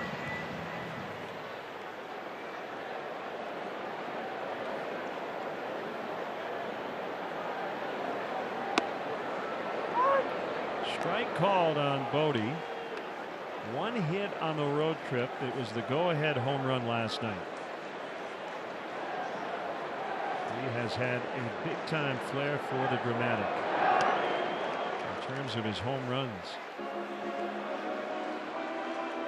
His last 3 have been huge. The game-tying shot against the Diamondbacks. The game-ending grand slam off the bench to beat the Nationals. And a game-winning 2-run homer early in Detroit. I'll say early, it was in the 5th inning.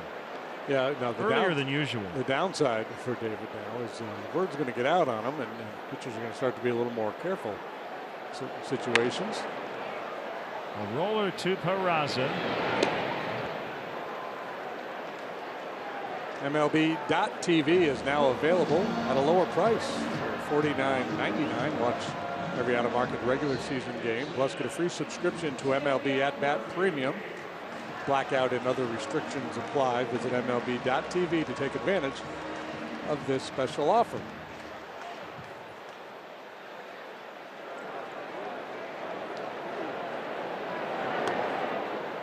If you're Cole Hamels right now, you don't mind a 1-2-3 inning from your boys. You just want to get back out there. You're in a groove. You're feeling good about things.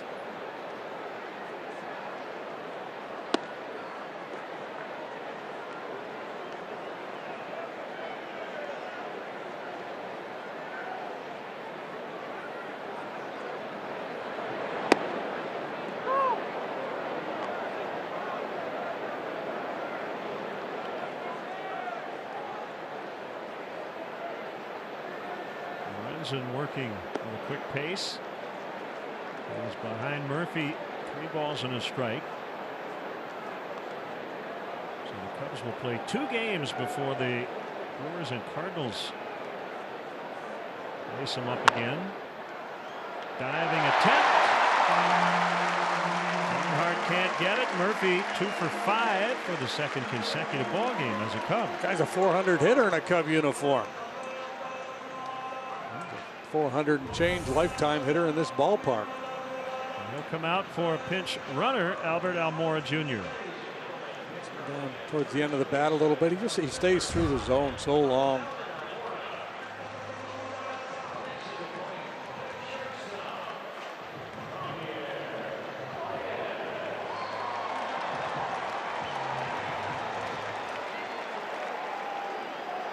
Baez has reached on an error and scored. A towering home run. Has doubled, stolen 3rd and scored, and grounded to short. Hefty home run time. Also a blast in the 1st to give the Cubs the lead. And then Baez monster shot in the 3rd.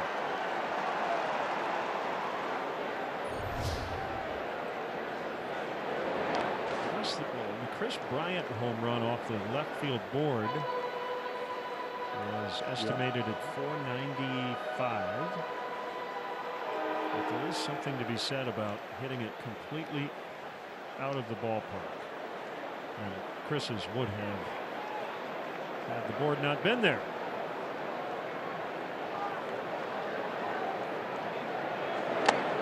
Foul tip.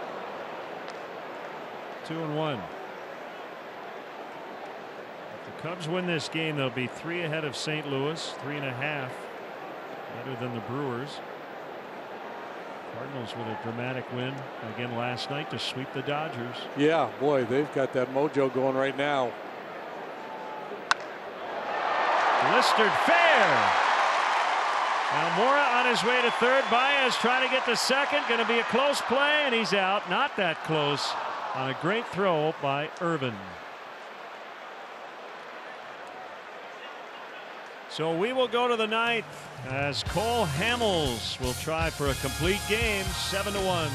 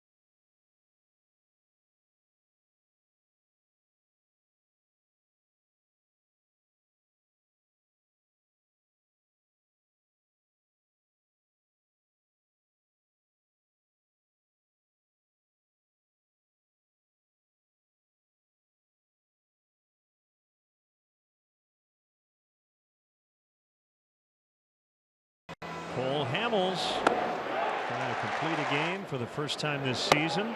Benny's is the official champagne provider of the Chicago Cubs. Here we go. Peraza first pitch swinging.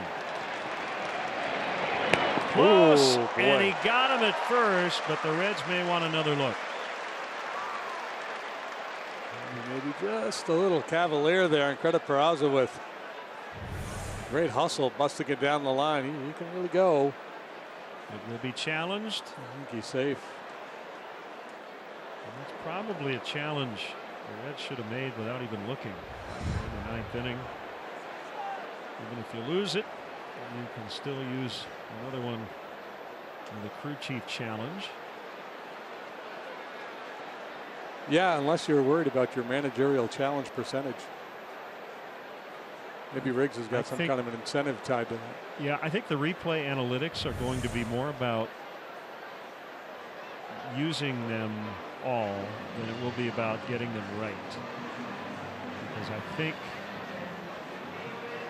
5th, 6th, 7th inning, you should use it.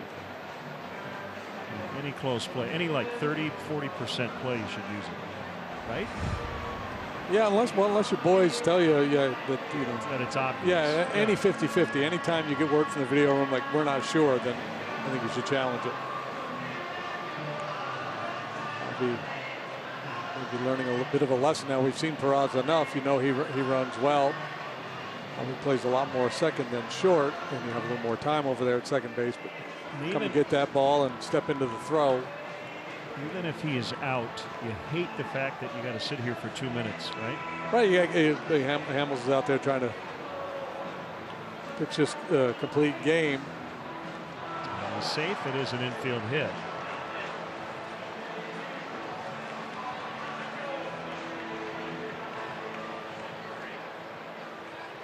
Pitch count still in pretty good shape. He has not yet made 100 pitches in a start for the Cubs. He's been 95, 97, 98, 98 through his first 4. There's the breakdown per inning. How about 6 innings of under 10 pitches going into this ninth?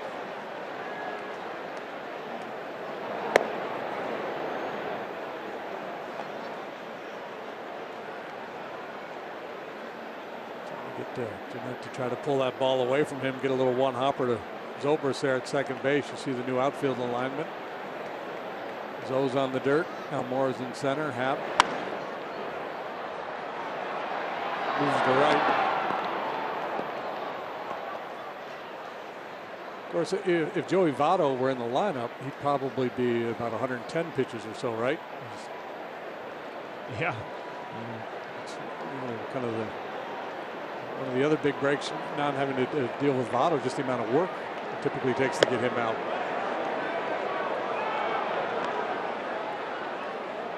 Baez hoping for a 2-bouncer right to him. Morris now in center, by the way. Happ in right. Zobrist second. 3-1. Out of his delivery there. He's just a couple of times he's been very consistent. Jim Hickey's going to go get on the phone.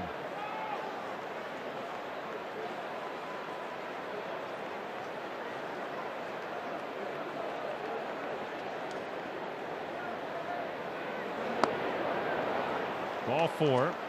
2 on, nobody out.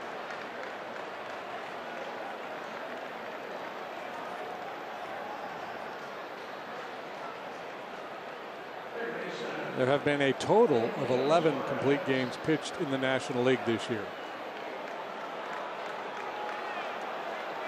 Pirates lead the way with 3. Jesse Chavez loosening quickly.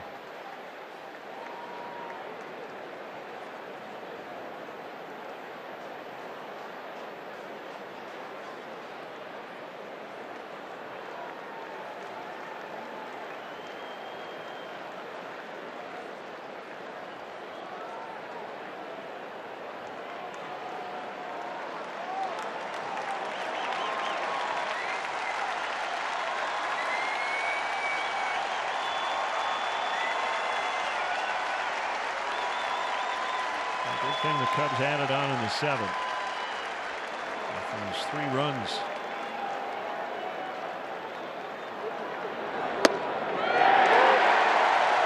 Strike 1. You have to be mindful here if you're Cole, and he's been a really good pitcher for a long time. He knows it. Just you got to pitch your way out of trouble. You don't want to just rely on adrenaline and try to hump up here. Slice out of play.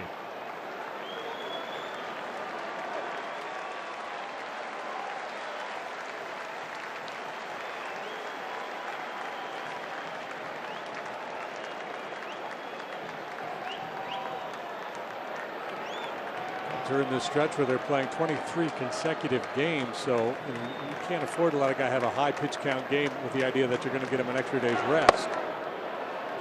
That's one concern. The other one, you don't want him walking off the mound here tonight having given up 4 runs all of a sudden. He's pitched a dandy of a ball game. Yeah, this very well could be his final batter, even if he retires it. 1-2. 2-2. He has worked the top of the zone tonight. There have been 2 or 3 that have kind of gotten away from him in this inning.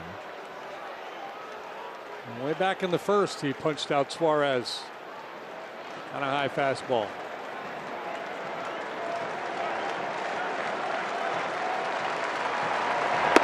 Swing and a miss. 1 away.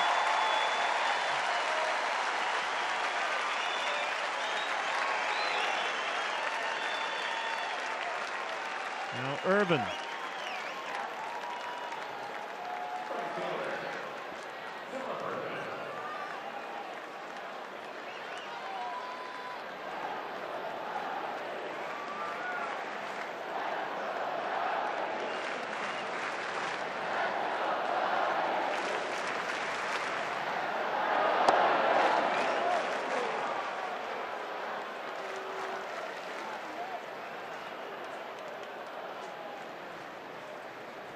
Hamels has allowed 7 hits. He has walked 2. The Reds got their run in the first inning.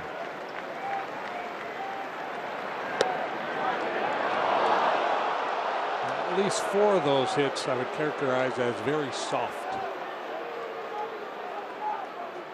And those would be the first 4. Actually, I've got 5 soft hits. Yeah, I don't. I'm just looking back at my card. Hamilton, both of Hamilton.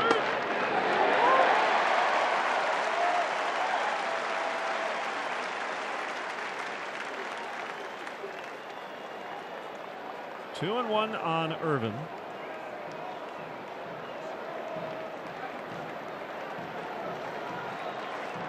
Find that ground ball.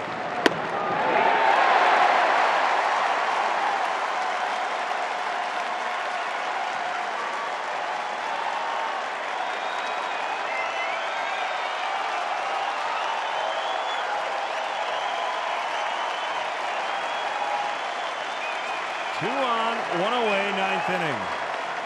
The 2-2 pitch. Base hit to left. Bases loaded.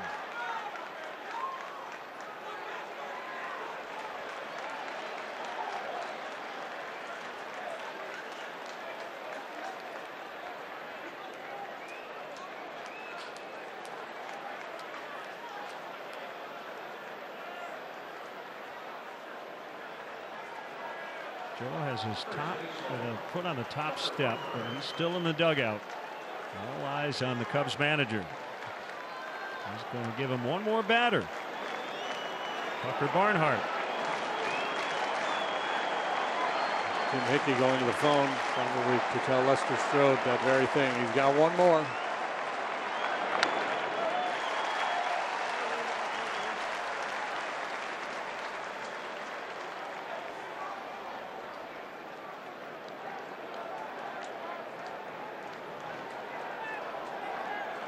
Respect being shown the veteran Hamels here too. Again, the complete game is a dinosaur. Joe letting him pitch with the bases loaded and a 6-run lead here in the ninth. 1-1. Stuff is still good. He's come out of his delivery a couple times in this inning, but he still looks strong.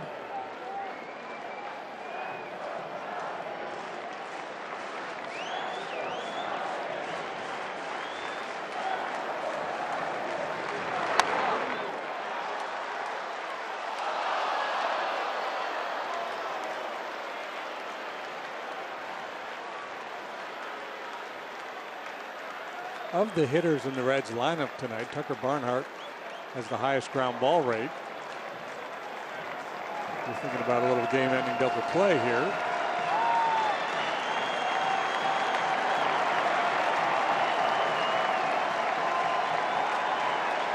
The stretch and the 1-2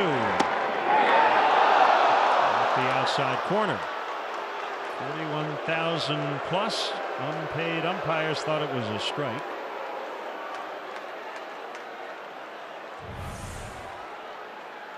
Tried to bring that backdoor cutter to the outside edge, never got it there. Take by Barnhart.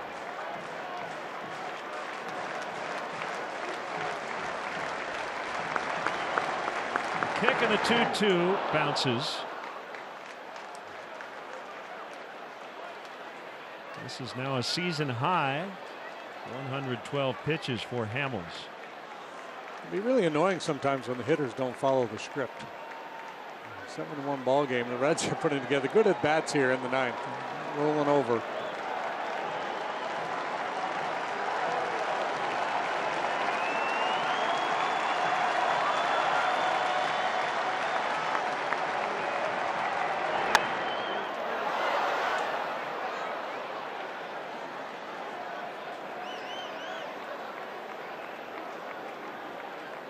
A warm but not hot night.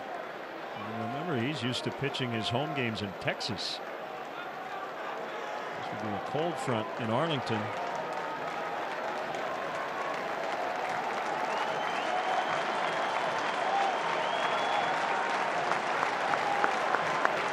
Another 3-2. There's the ground ball. Bodie steps on third. Cubs win. And Cole Hamels goes the distance. 17th complete game of his career. The first for a Cubs starter here in 2018. Well, he was running out of bullets. You know, Joe was getting ready to make the move to the bullpen. It looked like Barnhart was going to be his last guy. So double play or probably somebody outside of the pen. And after a lengthy battle, he gets his man.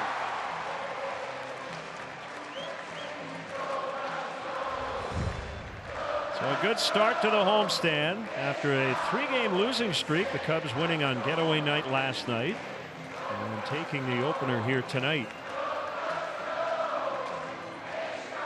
Joe has said often he doesn't want to get in the way of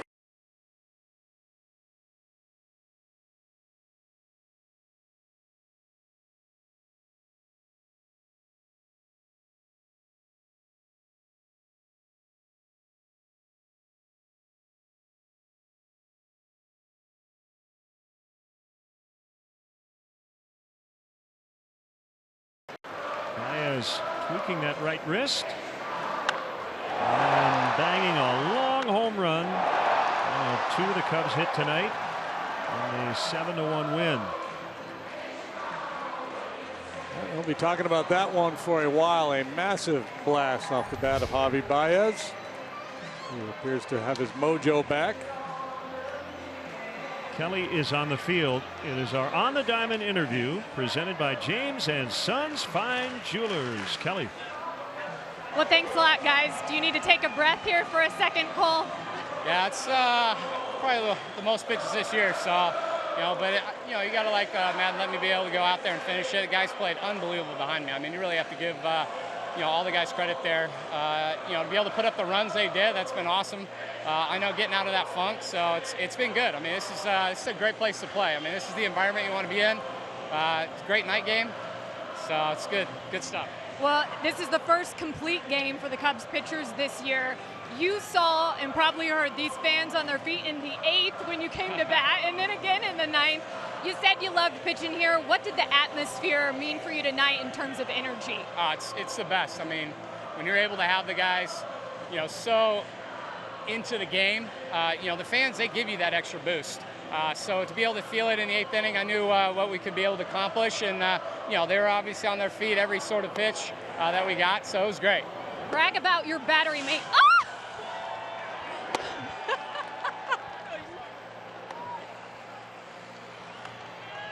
Well, there you have it. There it is. It's nice and cold now.